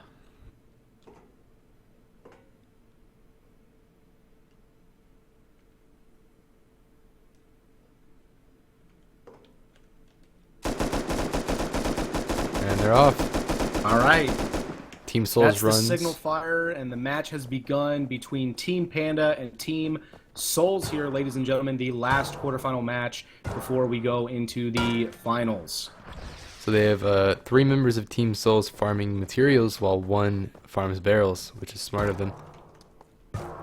Yeah, we've got Souls making their way towards barrels and the dome right now, trying to get that high quality, good loot that everybody needs for a proper and successful base assault. It's very true. Souls has been hitting rocks for a few seconds now. One of them is going up to the dome. He should get some good stuff there. Yeah, he is hitting every barrel on the way over there. We've seen a lot of good things drop out of barrels. I mean, even a stack of 10 rockets at one point. Yep, one of them just got a semi-auto rifle from a barrel. It was Morg's. Yeah, I think barrels might be the way to go. Seeing a couple things drop out of that barrel. I've seen some ammo, wolf headdress that one of them has actually put on himself right now.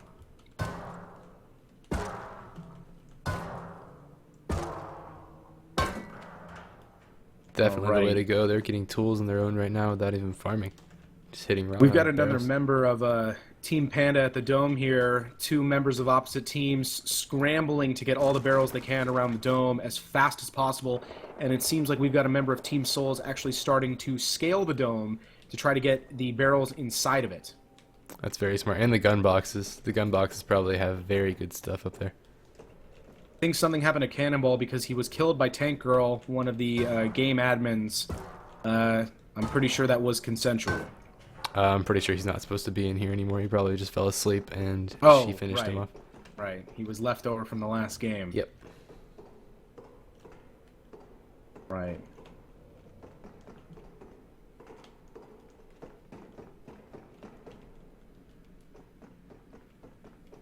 Okay. Go check out what's going on with the base building really quick. Yeah, we've got some building here over at Panda. Seems that Panda's doing, not sure yet. It seems like he is honeycombing for sure, but I'm not sure if he'll double wall. Yeah, it seems like Cumlab is the architect here that they've designated to go ahead and start the building process for them. I really don't know what their plan is off the bat, but it's pretty early to tell. Let's go see no what structures. Team Souls has built. Nothing yet. None of them are no even structures there. up at Souls. So they're out. Maybe what they meant was they're gonna go try to get guns and wipe them out right when the grace period is over.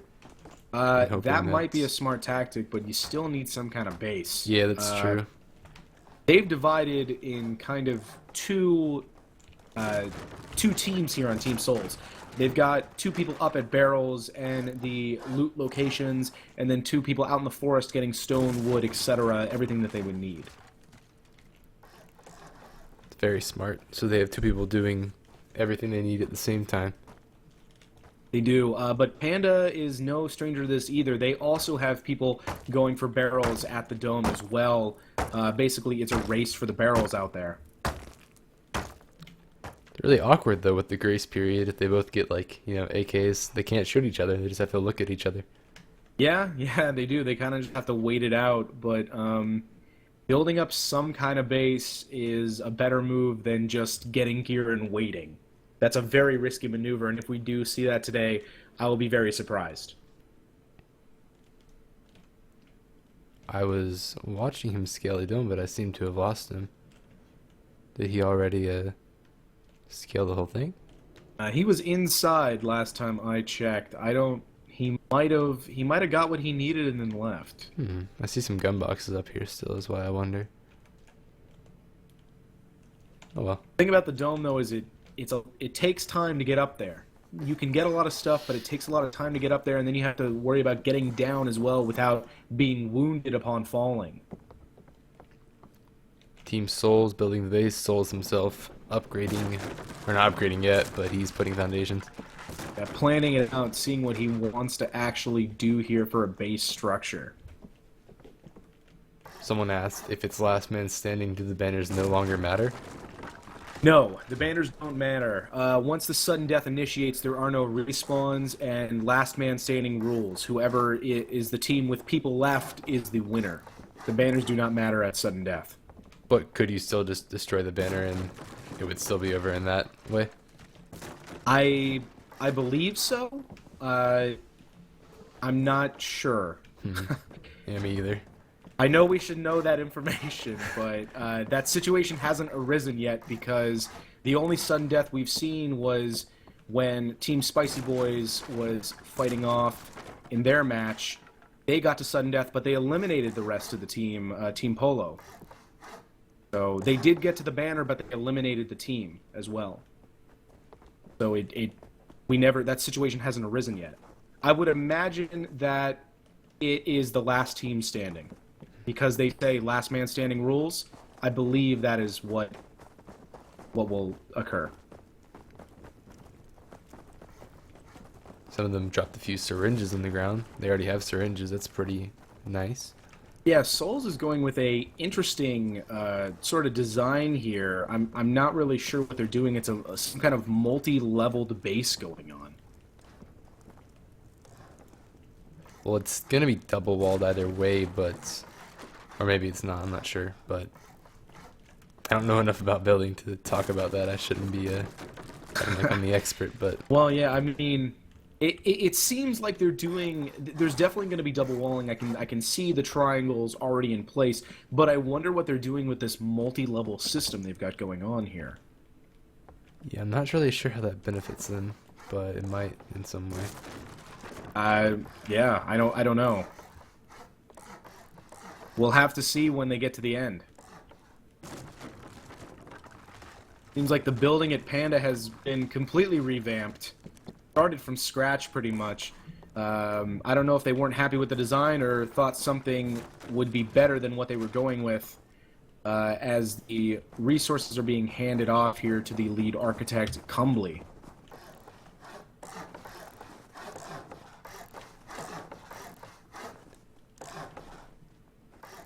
It just seems like double wall is the way to go every time when building a base, though. Double walling is kind of required. Seen that pretty much go on. A lot of double walling, a lot of honeycomb, a lot of things like that. It kind of seems like the bases vary in the shape they're in more than the actual structural plans. Mm-hmm. The only time we haven't seen double walling is on Beach Hill's base. Yeah, Beach Hill's pretty much built a tower, and they went for it. But I think they knew that in mind. I think they were more worried about weapons, armor, medical supplies than the actual, integrity of their base. Mm-hmm.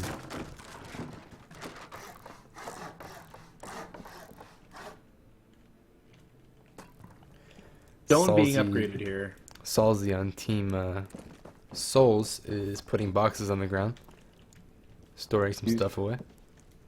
Yep, and they are upgrading to stone foundations here. I think this is the plan that they're going to go with. Usually we don't see stone if they're going to revamp the whole thing.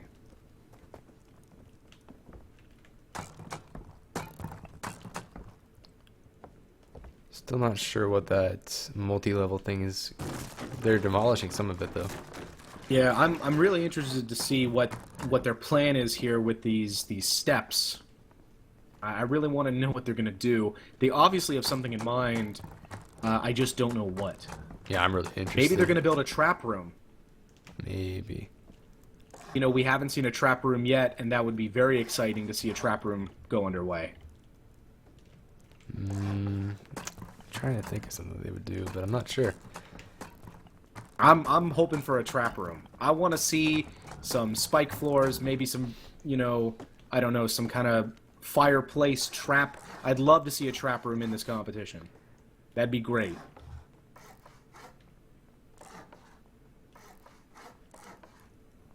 A lot of doorways going up here on Souls too. Yeah, they get some airlocks set up. Yeah, an airlock maneuver for sure.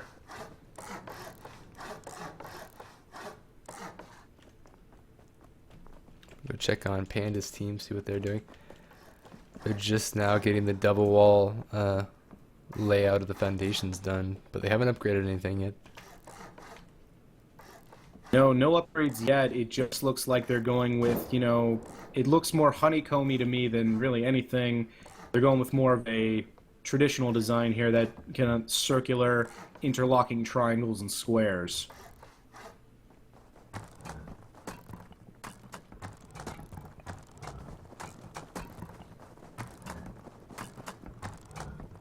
Leftover members from the last batch being killed by wolves out there.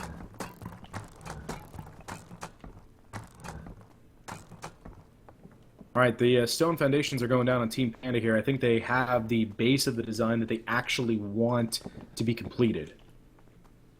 This looks really nice. I like it. I would agree. Really solid base foundation structure. They just need to get all the proper airlocks and walls set on their base.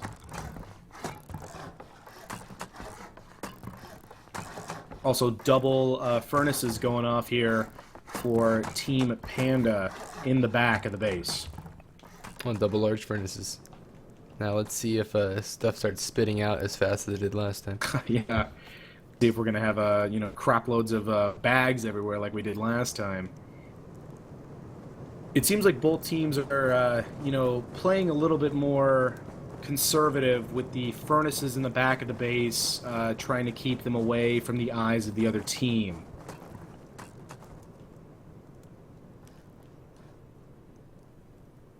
All right, well, I've been notified that the multi-level foundations going on at Team Souls is because they can only build them at that height, and it would be too high to be placed there. So it's kind of a necessity more than a strategic plan. So they're doing it because they have to, and they couldn't expand that far if they didn't do it. Okay. We must have missed that from the other teams. So I've just never seen anything like this before. I've never seen it either. We thought it was some kind of strategy, but it's more of a necessity that they had to complete. So.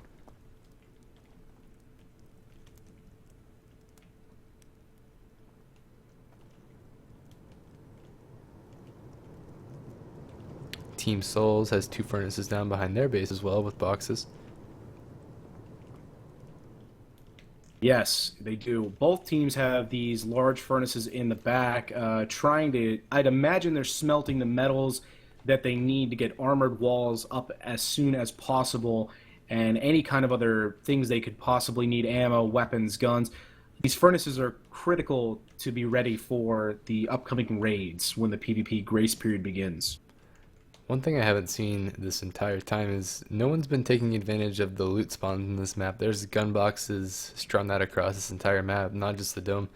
There's little boxes right behind Soul's base that they could loot. They have gun boxes in them, but they just haven't.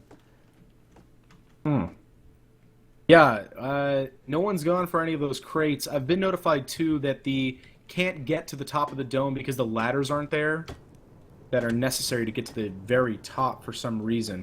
So any kind of loot at the top of the dome is inaccessible. But yeah, the gun boxes on the ground behind Team Souls, they've completely ignored. There's one inside of that little sheet metal shack and another one by the concrete barricades.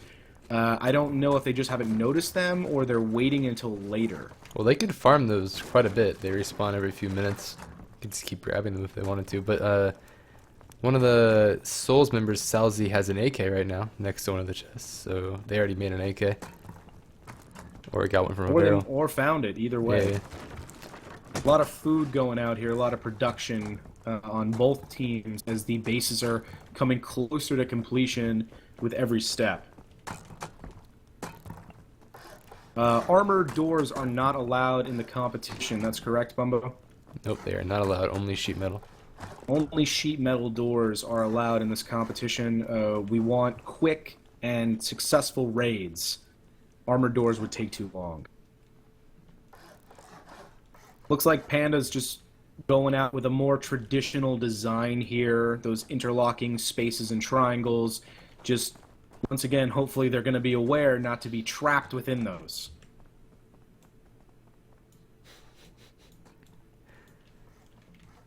I hope they put floors over them like we've been wondering every time. But Yeah, basically anytime I see a honeycomb, I always fear for that team.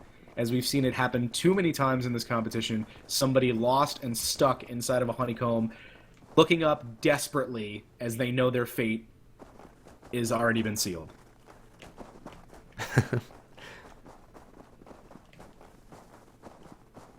All right, I think we got some members from Team Souls going out on a little bit more expeditions here, coming out with a pick, trying to get some rocks, probably to upgrade more stone. I think they might be running low. Got some hazmat gear on. They probably found from some of the barrels up by the dome. It seems that Team Panda is farming a lot. They have metal tools now. Well, they're going to have to complete this design in the best possible way they can, because we've seen stone really doesn't stand up to the amount of explosives and weaponry that you have access to in this competition. Is griefing against the rules in this? Yes. During the PvP, no PvP grace period, you're not supposed to have any interaction. You can't steal from the team, you can't compete with them for resources, but the only thing you can do is say you get to a node before they do, or a barrel before they do, that is your barrel. If somebody is already harvesting a stone, you cannot, harass them and take from the same stone that they're on. There's really supposed to be limited interaction between the teams so that both can gear up and get ready for the assault. Okay. Someone asked Chad if there would be some really interesting ways to grief people in this grace period with like bear traps. I did see that too. I thought I don't know about bear traps.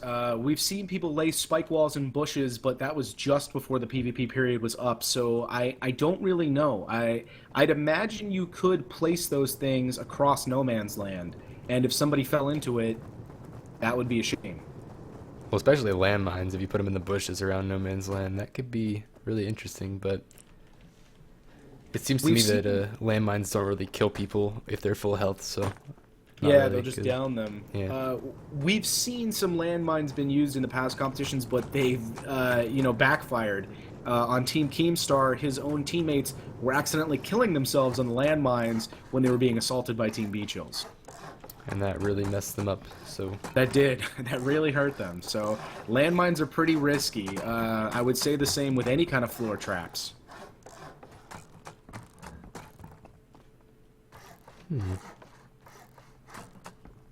I'm liking Team Soul's base. It looks very nice from the design.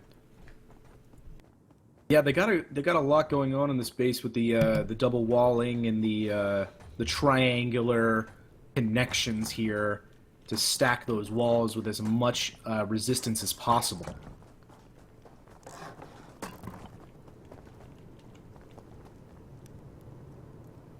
It seems like not one time have we had a bad base builder in this. It's always been average bases at least.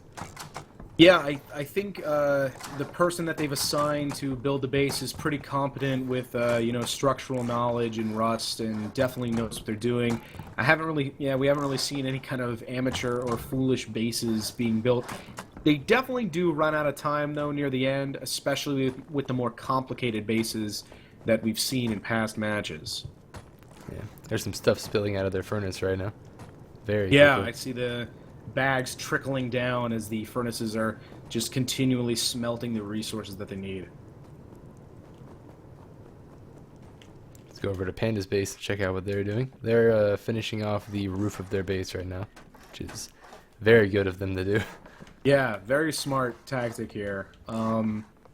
I'm imagining we're going to see another floor going on because we got a roof hatch here. Mm-hmm.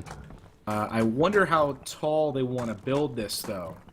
Because it's going to take a lot of resources to replicate this over and over again. Well, you can see he's almost at a stone here. He starts upgrading it to metal. Yeah. Going right for the metal.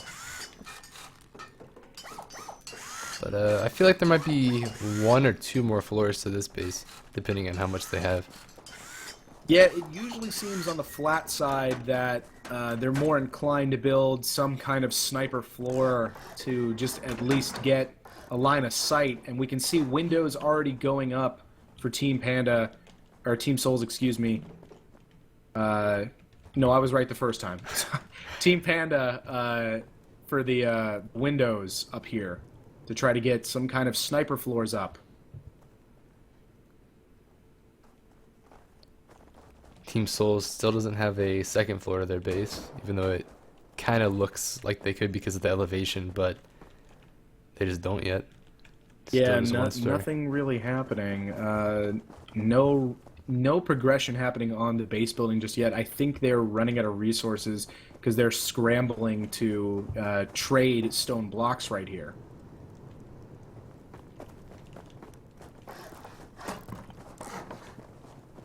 15 minutes remaining in the grace period, ladies and gentlemen, of the match here that we have between Team Souls and Team Panda. Well, I'm gonna guess that Team Souls probably has a few rockets at this point because they hit a lot of barrels. They did. Team Panda was getting some barrels out there too. I don't know really what it yielded, but I would imagine that Team Souls probably has the more wealth of high-quality weapons. Yeah, they don't even have to make them; they just have them now. Yeah, the barrels is definitely a way smarter tactic than building it. You get it for free, and there's no wasted time or resources. In the last match, we really didn't see a lot of teams going for barrels, so they had to create everything from scratch.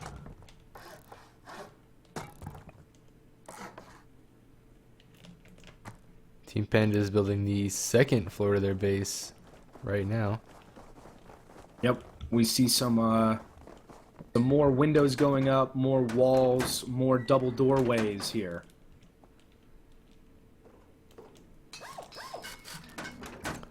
I think they're almost fully out of stone because they're just making everything metal at this point. Metal is a good way to upgrade because it's easier to obtain, but... That, or they're just trying to rush to the, the highest level armored they can for the base. That too. Still no doors in their base. We really don't see doors until the last couple minutes. Sometimes we don't even see doors until the building phase is over. I mean, I guess they don't really need them. Is it against the rules to run into the other team's base during the grace period?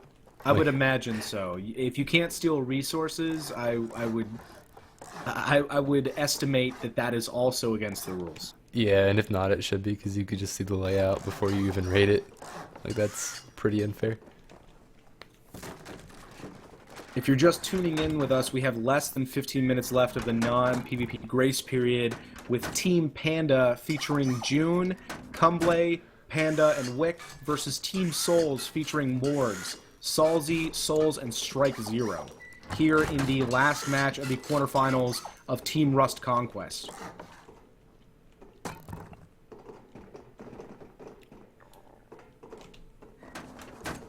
So all right, we've got some metal roofs. Yeah, you're just about to say that? Yeah, I was about to say, if Team Pandas wants to, they can build a third story now. Not sure how much they have left, but they could. Would help them a lot. Yeah, I don't know what their plan is going to be here to finish it off. I think they're coming to the end of what they want this base to look like, as we have 8 minutes left. I've just been notified. 8 minutes until the grace period is over. That is not a lot of time. Once again, once that grace period is over, PvP is allowed and no more upgrading on the buildings. You can use everything in the crafting menu, but you cannot upgrade anything. You have to take the base as it is, nor can you repair. Well, Team Pandas is pretty geared up. They have a full metal armor and organized clothing, while Team Souls still doesn't have... They have coffee can helmets, but that's nowhere near a metal face mask. But they both have AKs. This is the first time we've seen a team actually wear their gear during the building phase. Usually the teams just are running around in just the jackets, maybe wearing things they found along the way, but it seems like Panda is trying to get ready for an assault and complete the base at the same time. Yeah, they've got AKs out, street sign armor, metal face masks. They look like they are getting ready as they are finishing here. I think they don't want a long match like the last one went. Well, like they said, it's going to end soon. It's their words. They did say that. I don't know if they're going to eat those words, but we're going to find out.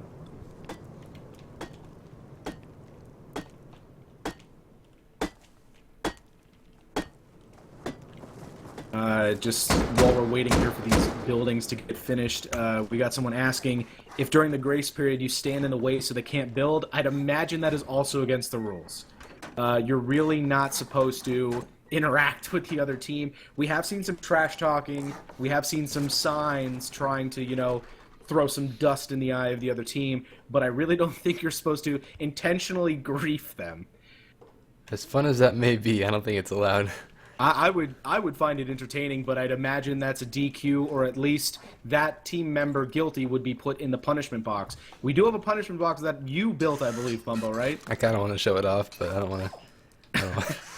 I mean, we're still in the building phase, so if you want to show the punishment box, I mean, go ahead. Yeah. That's where naughty players go for the rest of the match. Also, during sudden death, you are sent there, I believe. Where did I build it? Let me try to find it. I worked very hard on this, so don't judge me. Did 5 minutes remaining here, ladies and gentlemen, in the grace period of no PvP. I can't find it. I'm gonna try for a few more seconds. Yeah, if you can't find it, probably just head back to Team Panda as they are coming into the last, designs of their base. I'm coming back right now. Team Panda's doing the slanted roofs as Team... What was that team name again? Souls. Yeah, it's just we're unfamiliar, but... No, yeah, the Souls... team from last round that did the slanted roofs. Oh. You're talking about Mohian. Mohian, yes. Sorry about that. No, you're fine. Yes, this is on Savas, and they're doing a slanted roof design on the flat side, just like Team Mohian did in the last match, and it looks like they're trying to cover in those open spots from the slanted roofs that Team Mohian did not do. They're really trying to cover all their bases and get ready for a full assault here, I believe. They've also upgraded the slanted roofs, or at least most of them. Team Souls is putting some half walls down. Not sure why. Oh, because they have to make it where people can't boost up there. Okay. So we're coming down to the wire here. These teams better finish up. Team Soul's base doesn't really look like it's as completed as Team Panda's. It's a little concerning because we are really coming down to the wire and we are running out of time here. Well, Team Panda already has doors down. Team Souls might have one. I mean, Team Panda did infamously say that this would be a short match, and so far in this period, it looks like that is their goal, to make this a short match.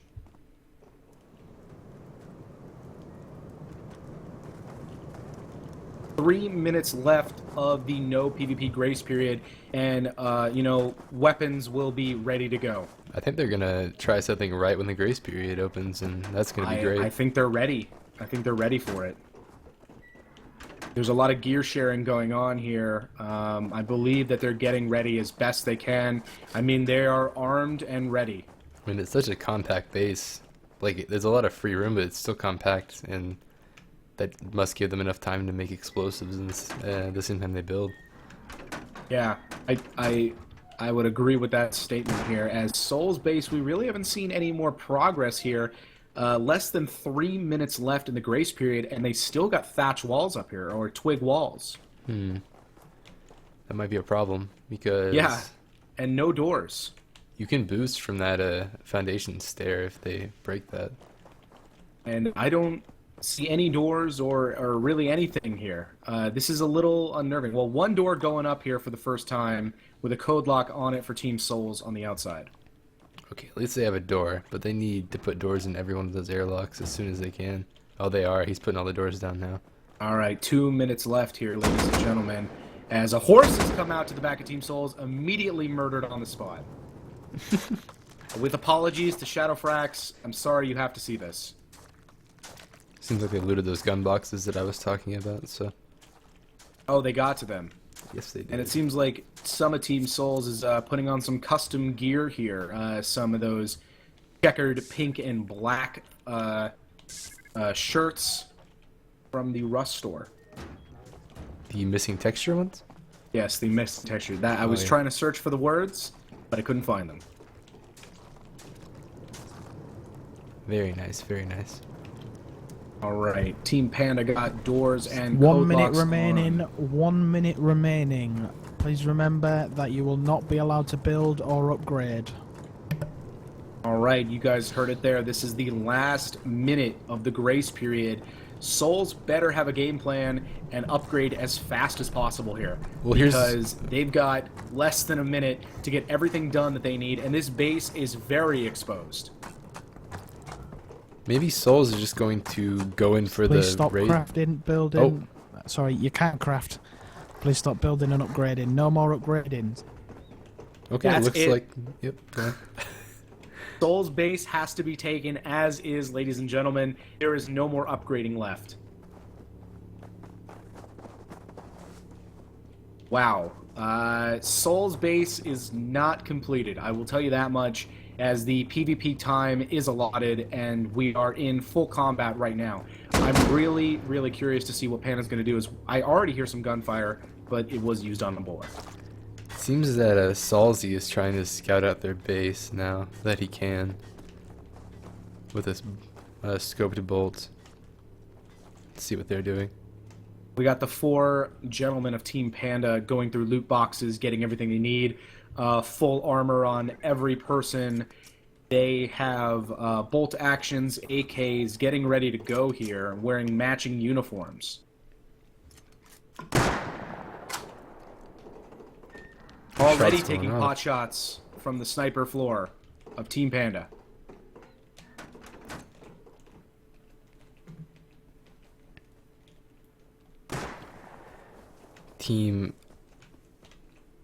So Morgs and Salzy are going behind Panda's base right now. Oh, they are? Yes. Where are they just about right now? They are going up to the large furnaces behind their base from the dome.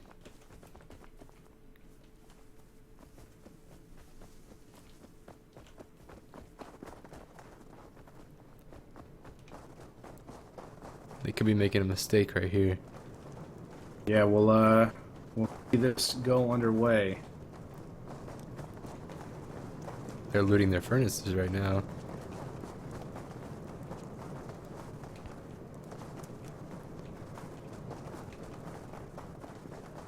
Right, I think they're on a scouting mission just to see what they're up against here.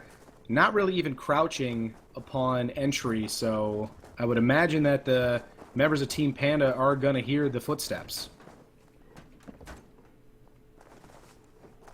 Yeah, it definitely looks like a scouting mission. They're just seeing what they're up against for sure. Seeing where they can blow in. Tried one of the code locks. Yep, the members of Team Panda are alerted as they're trying to find where these guys are, looking out of the sniper hatches that they've built on this tower.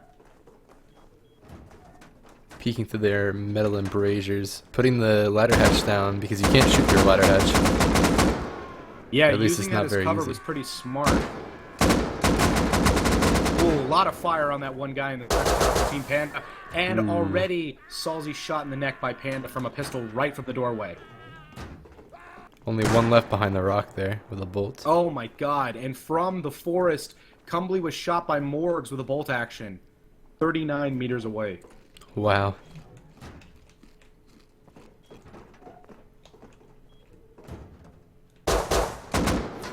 Alright, it looks like Panda is keeping this scouting mission back as best they can here. A lot of trading fire. We've already got a lot of action here on the field, as we've got members of Team Panda outside to make sure that there is no more Souls members near the base. Trying to get what they can from the furnaces while there is enemy combatants in the forest. Seems like Morgs is trying to back off now, but he's still trying to fight. I don't know why. I think he's just checking his 6 as he's using the rocks for cover, because they do have those slanted roofs on the top and they can always peek over, and he is aware of that. Oh, yep. Shots traded, I don't think any hits. Well, that's bad for Team Souls. They lost a gear set if he doesn't retrieve his friend's loot. That's a whole gear set. I don't think he's going to be able to. Panda was waiting at that doorway, just ready with a pistol for anyone who was going to come near it.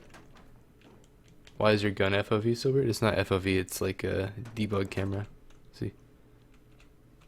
It's not my gun FOV. You know, we thought Panda was going to make the first move, but it seems that Souls really did here, as it looks like some Team Panda members are up by the cliff, trying to flank around the Souls base, using that cliff top that we've seen in multiple matches as a very strategic point.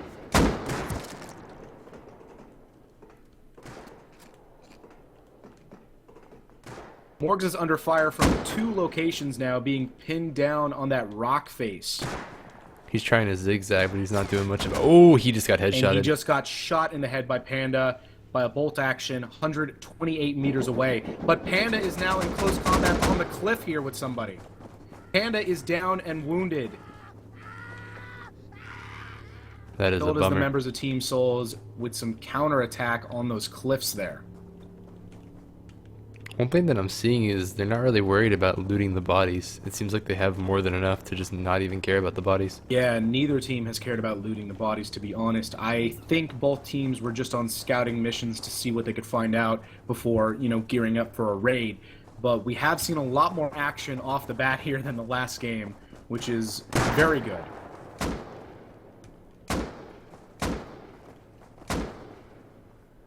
Looks like Panda has borrowed some tactics from the last match and putting up those external wooden walls as cover behind him, trying to make some kind of, forward push. And Team Souls has done the same exactly. We've got external wooden walls all over No Man's Land here, basically mobile cover.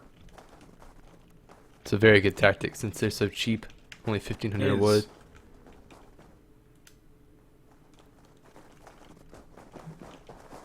I don't know if Souls is just trying to suppress or actually going for a move here, but they are pretty far into No Man's Land, just trying to kill people. And another death here. Souls taking out Cumbly from a bolt action 101 meters away. Really nice shots this time. Yes, a lot of good clean kills from both teams we've seen here today. I think both of these teams are proficient PvP players. Souls is actually using the external wooden walls that Panda put down for cover to move up and advance towards their base, as we have two people going up here. Souls himself and Strike Zero making an advance towards Panda's base. Not sure if they plan to do anything here, but it seems like they're just being really aggressive. They are, but it looks like a Panda member's coming up from the side. Nope, that's a Souls member coming up to support them. It's Morgs. They're all Three together. members of Souls continuing to advance. All members from Souls advancing on Panda right now. Cumbly was also killed by Souls with a bolt action. C4 on the door. 48 meters. By Souls making the first moves here. We thought Panda was going to do it, but it seems that Souls flipped it on its head, and they are continuing the assault. No, what I think we're going to see here is our first actual base defense. They're going to defend the base very well. Yeah, we really haven't seen too many base defenses. We've seen a lot of shutouts, a lot of complete attacks. Rocket going out from June, being shredded by Morg's rocket. Another door down. Oh, good counterattack by Panda, but Panda was taken out by Strike Zero. Another member of Panda out the doorway trying to fight back. He doesn't know where these people are, but he's dedicated to defend his base at all costs. Oh, wow. A lot of action going on here, ladies and gentlemen. Did they put on the purple shirt to confuse them? I think they put on the purple shirt because they wanted to, as Panda put on the black shirts. Oh. Tossed in a C4. Strike Zero tossed in a C4 right at the doorway just before he was killed by Wick.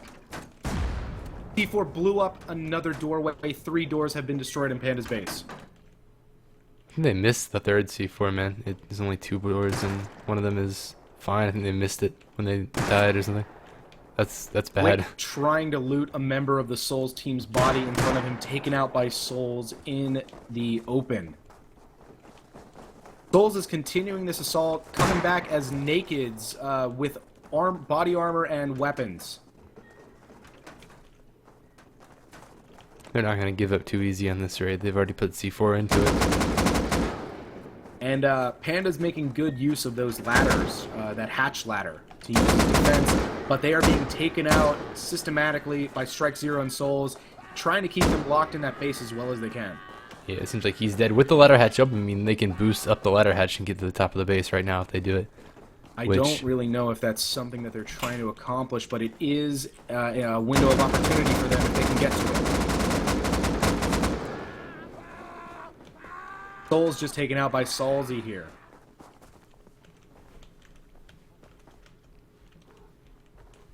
They need to close that ladder hatch as soon as they can.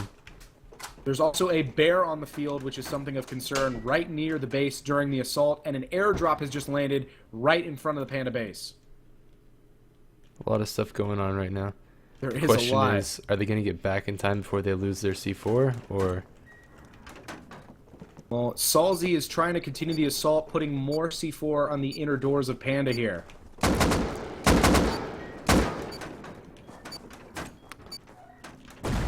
Another door down. Another door down. Taking a barrage of fire from the inside. Panda lighting him up with an AK in the defense of his base. If they were smart right now, they'd grab the CO4 off his body and just keep it and get rid of it. Make sure they can't use it, but I'm not sure if they will. And they need to close that ladder hatch soon. I think that assault was completely fought back well by Panda, as there's now a bear on the field, I don't know, cleaning up the leftover wounded bodies. Yeah, Casey, I know, man. Go up that hatch. Straight down. One. Ironic that a bear And then would you gotta be go at through Panda's, this, but, yeah. base here, you know, defending it from intruders.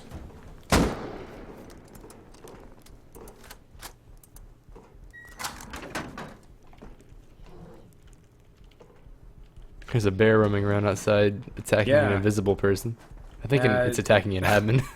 It might be, but it seems as though the bear is trying to defend, you know, his brethren. Panda in his base, Panda bear, the bear's in action. But the bear, I think, is, nope, still in action, coming after one of the members here.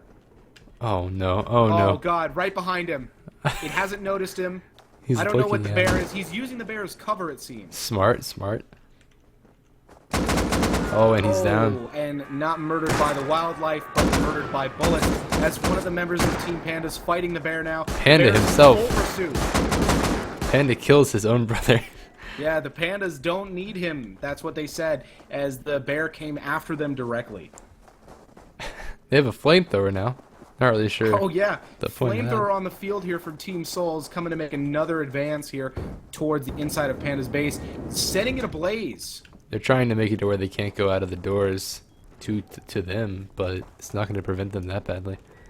Yeah, they want to lock them in that hatch, and here comes the bear again. June on the top of the ladder hatch with a rocket launcher ready to shoot God, down. the bear coming for the flamethrower, guys. Oh, He's setting wow. the bear ablaze. That bear has finally been taken out. Close range counter rocket by June into Strike Zero.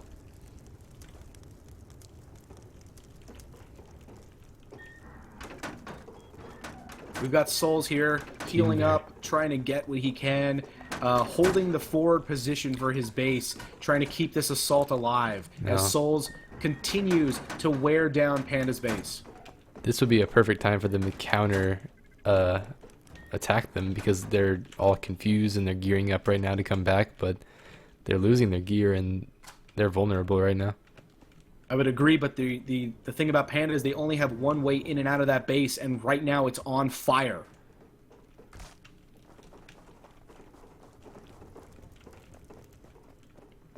Hashtag pray for the bear.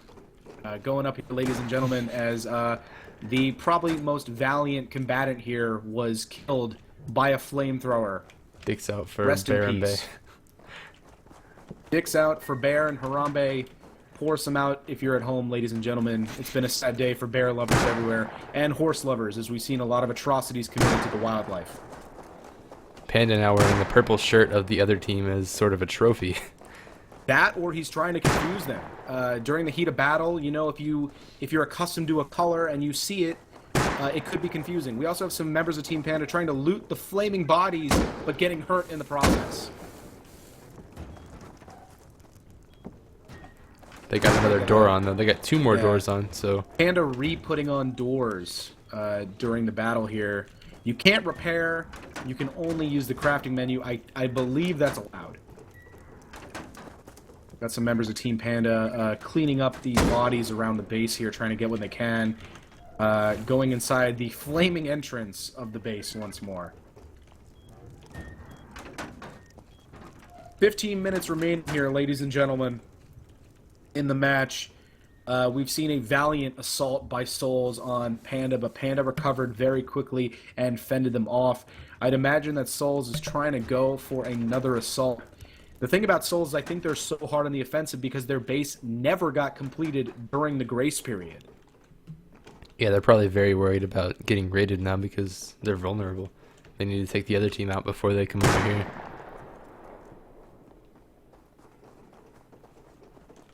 Souls is taking both these shots at Panda's base. Trying to keep the suppression up here while the rest of their team is gearing for another assault.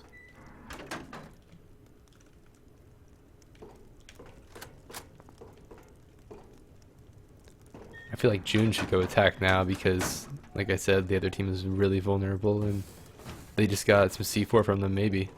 They died with I all think the their C4. base is pretty vulnerable. If you Whoa. can get a incendiary rocket placed in the right situation, a lot of Soul's base is going to crumble down. They still have got a lot of basic wood, a lot of twigs, a lot of stone only on their base. Soul's team is shooting explosive 5.56 at Panda right now. As you can hear it Panda's exploding also in the ground. trying to make a wide flank here. He's going around up no man's land towards the cliffside, heading towards Soul's base. He's counter-sniping them from a different angle.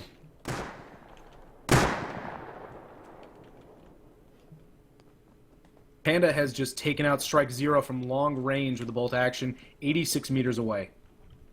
Yeah, I see him on the ground dead. He just respawned. I think Panda's starting to go on the offensive now. Ooh, Strike Zero down again. Oh, Panda's at their base, but he's meeting another person up close here, taking out Solzy, who is on the outside defense. He's gonna need to watch out for roof campers now.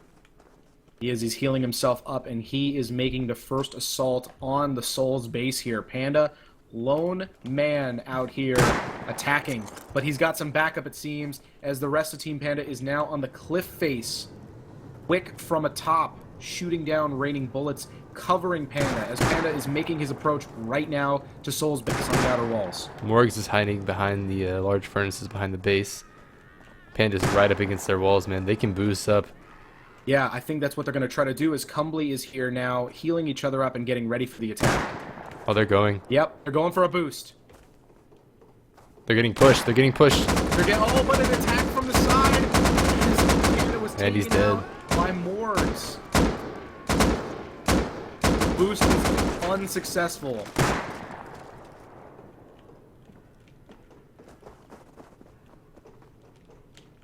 Alright, we've got Cumbly here, scouting the base of Souls, creeping around, looking for some kind of entry point, some kind of weakness, while he's being covered by Wick from the cliffside. I'd imagine the rest of the members are re-gearing and going to join the assault, as now Souls has to go on the defense. Wick's on the ground bleeding out right now. Oh, well, never mind. He's got no cover as Wick has just died. Wick just bled to death. Oh boy. Alright, Cumbly fighting back using that exterior wooden wall as cover as Souls is hunting him. He's very lit right now. Yes, he's taking a lot of damage, trying to heal himself with some syringes as they're shooting out rockets at him.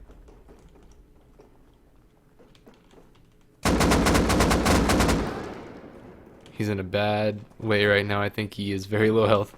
He needs some And syringes. he's by himself, and if he leaves, he's going to leave his back exposed. He's trying to make a run for it, but taken out Oh, in no boy. man's land.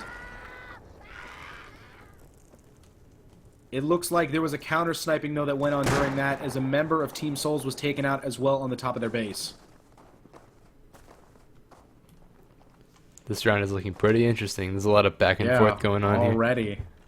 We've got Salzy out here, naked with armor on, rocket launcher and AK in hand. Wow. Raiding shots across no man's land and taken out by Panda, coming back. If he gets that rocket launcher, he can do something with it. If he can get to it. Hiding behind a log right now. He's pushing forward. He's down. Oh, but taken out from across in the sniper spot of Soul's base. I think Salzy's looting his own body right now. Yep, he's getting all his stuff back.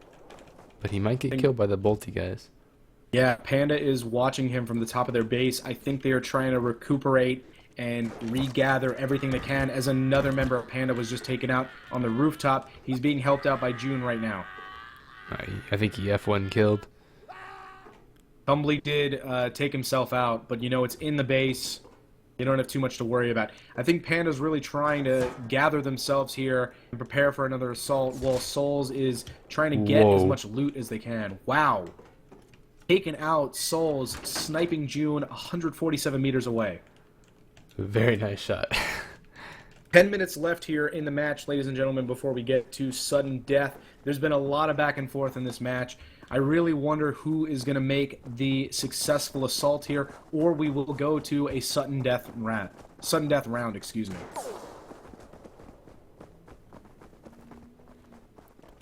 I like how as they start to lose more and more fights, you start to see them less geared. Not wearing the same amount of armor as they were. Salzy making an advance here from the cliff side towards Panda. I don't know if he's just trying to get another angle on them, or he's thinking about moving up for another assault.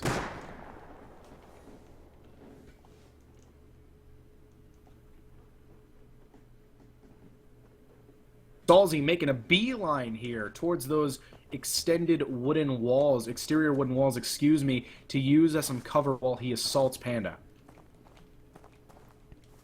He's even wearing their gear now. Yeah, he's wearing the black outfits that they had on.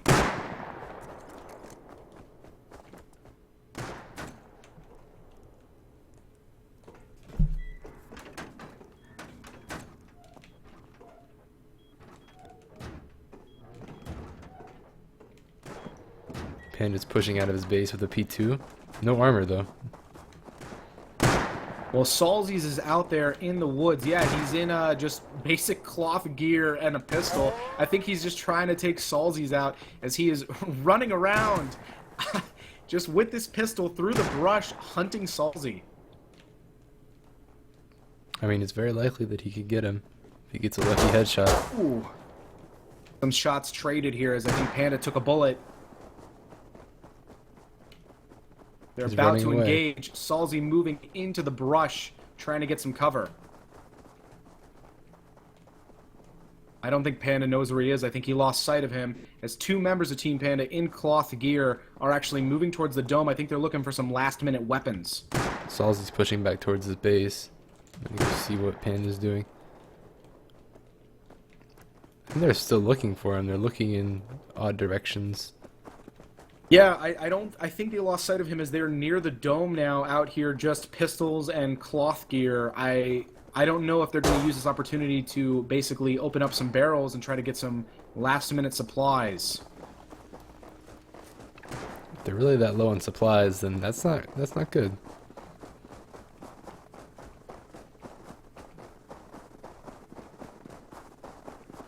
Pushing over the cliffside now, behind their base. They're currently sneaking up behind Soul's base, which is very interesting. I can't wait to see what happens. Spelunking down their way towards the base of Souls here. Coming around from the back, but they've been spotted. And hit. They got hit hard. Oh, wow. Clean shot by Panda.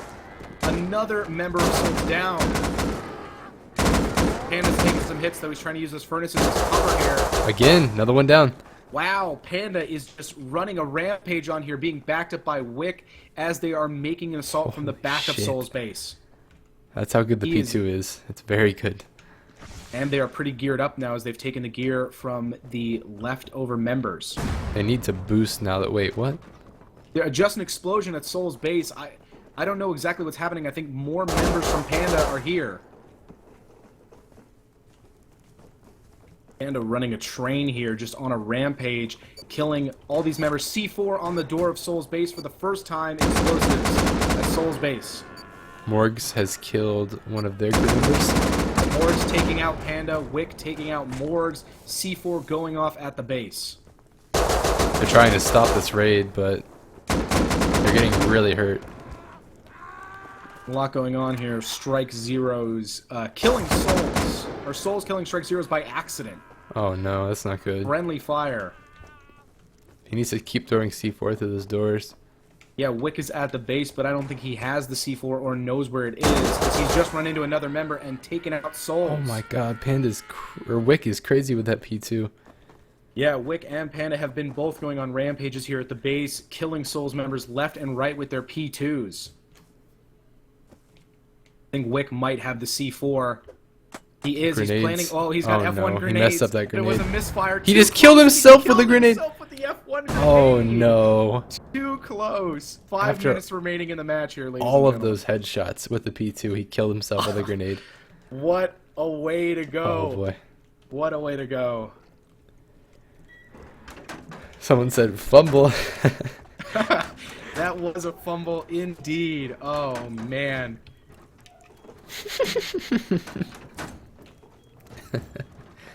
I saw that grenade rolling down the stairs crazy. too, but I don't think he noticed. That's why you right click with the grenades now, so they stick to the door instead of rolling. A rookie mistake. He practiced a little bit too much with the P2, but not with the grenades. They are aces with the P2s, I will give them that. They are taking them out left and right at close range combat. Panda's looting a geared body right now, missing an AK in the ground. Yeah, Panda making another assault here with the Thompson, taking out Strike Zero as he is gearing up and trying to make another pass at these doors, pulling out an AK now. Killing another Immediately member. taking out Morgs. Wow. Oh, another one around the corner. Wow. Look at Wow, that. Panda on a Just rampage. shredding through them. Souls has shown that they're very good at long-range combat, but I think Panda might have the game here when it comes to close quarters. Coming in with rockets here now. June firing rockets close range to barrel through into the Souls base here. They could boost right now, but I'm not sure why they haven't. They could skip all this stuff by just boosting. Yeah, healing each other, going with rockets. They're going for the direct approach, it seems. Oh, looks like they're about to boost, actually. Maybe another boost attempt here as they're keeping them back, firing at the doorways. With explosive ammo, breaking another door. Halsey taken out as a boost attempt is coming from the back, pushing Panda over the top. Have they boosted yet? No, they have No, not. they tried, but no one got over the top. I think the boost is going to work best on that elevated snow on the side that we've seen before. Panda killing Salzy right through the open doorway on the second layer. In 3 minutes, we will be changing to sudden death. Oh boy. From the time that we announce sudden death, anybody who dies will be kicked from the server. Alright, sudden death is in effect here, ladies and gentlemen, or about to be, excuse me, in 3 minutes, as Panda is continuing this relentless assault on the Souls base, looking for a point of entry, a weakness, or to continue the explosive barrage through the front door. I think they're going for another boost here. I They're hope they trading do, some 'cause weapons. they could just go right to the banner if they boost. They could blow Oh, right Panda to the is banner. inside, is boosting successfully as he's murdering Whoa. all of the members of Souls with a Thompson. That armored Going floor in the right there? base right now, That's he's the banner. inside. They didn't put a code lock on their banner door. They can blow it up right But I now. don't think Panda noticed. Please notice. Oh, he Panda noticed. He's at the banner, shooting it down with the AK right now, setting it on fire, incendiary rounds. He needs to make sure he doesn't die here, or it could all be over. Yeah, he's watching those beds like a hawk, as I'm assuming they're trying to boost other members up in here. Yes, they are, as another member of Panda is inside. 2 members, Wick and Panda, inside the base, camping the beds. Trying to think of a game plan here, as the banner is completely exposed. 3 members now inside. They could just all shoot it with AKs. I think that's what they really need to do here. Wick is at the banner, shooting it relentlessly, unloading magazines. June joining him now. Incendiary rounds going off on the banner of Souls. I think Panda might have this. Burning themselves in their own explosive ammo. Banner going down, ticking down. 150 health left out of 500.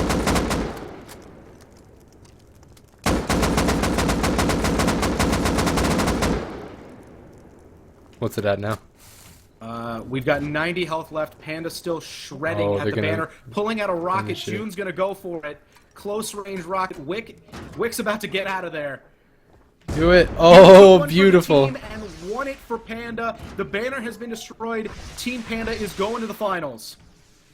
Team Panda. What a match here, ladies and gentlemen. A lot of action, a lot of combat, a lot of base defense. Panda took it out with only minutes to spare at the end before sundown. Good job, my man. Very nice.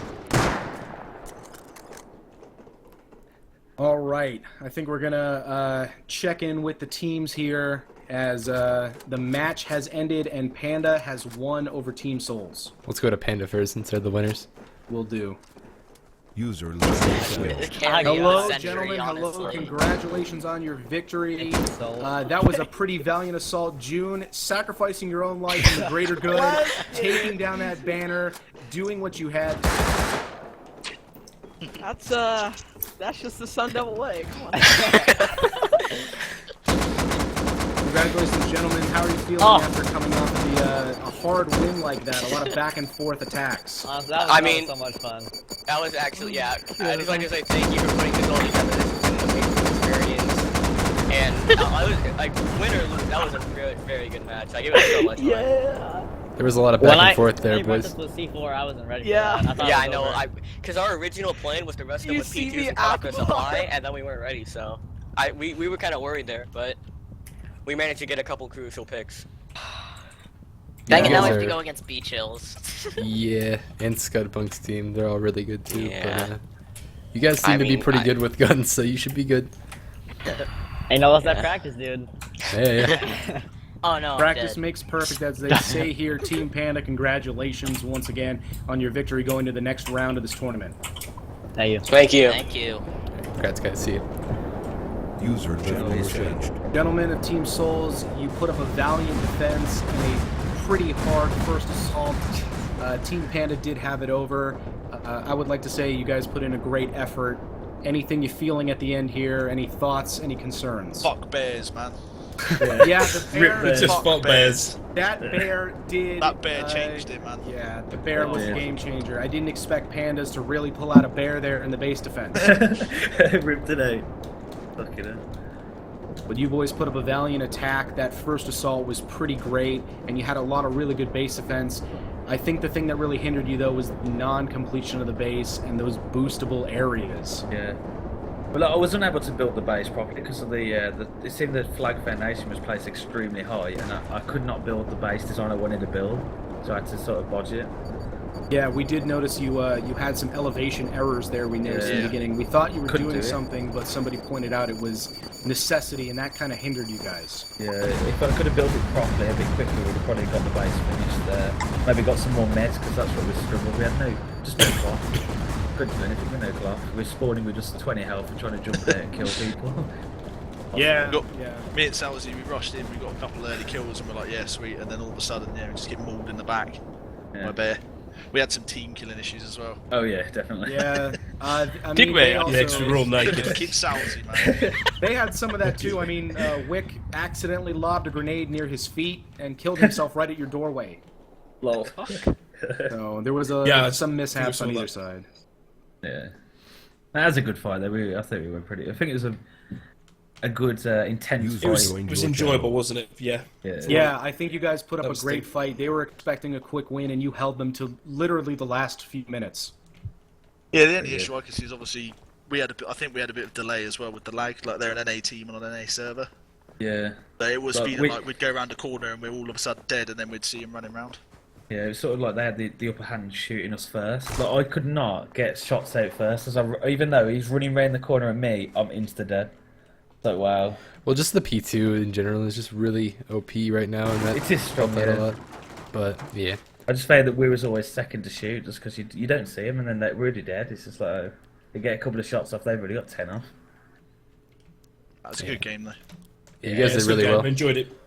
Yeah, I enjoyed it. All right, boys. Well, I thought it was all going to be over, you know. I thought it was all going to be over when you went for their base.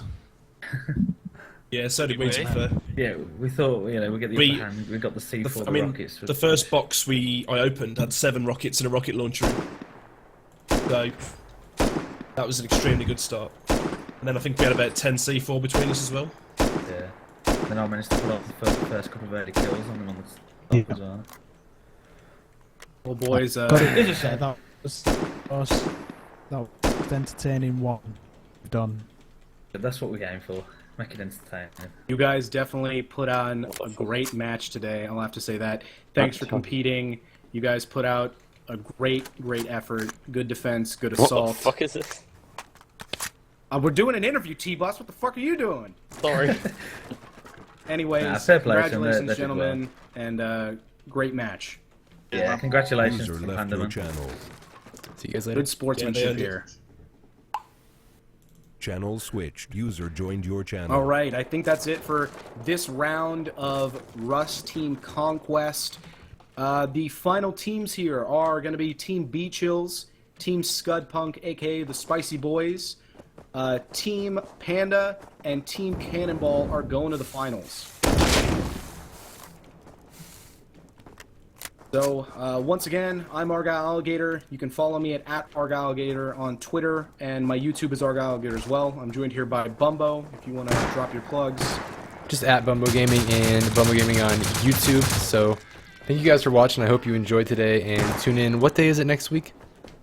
We'll have to double check with Sam before we close the stream, but as always, you can follow Rust Team Conquest at Rust Conquest. Check out their website. Applications are closed right now until the tournament is over, but follow them on Twitter and stay ahead of that if you do want to join on the next event. They do take applications. It's not only content creators.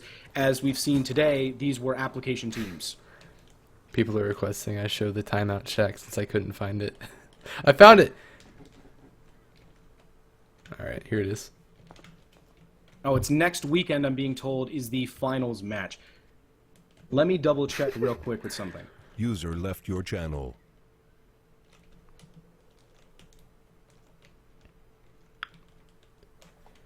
As you can see, very good craftsmanship on the signs here. Joined your channel. All right, so I just been notified, everybody. The next weekend is when the final match will take place. It is going to be 4 teams on the map, free for all, and the 4 teams going into the final round will be Team Panda, Team Cannonball, Team Beach Hills, and Scudpunk, aka the Spicy Boys. Okay. And after that match, we will crown a winner of the second Rust Team Conquest tournament.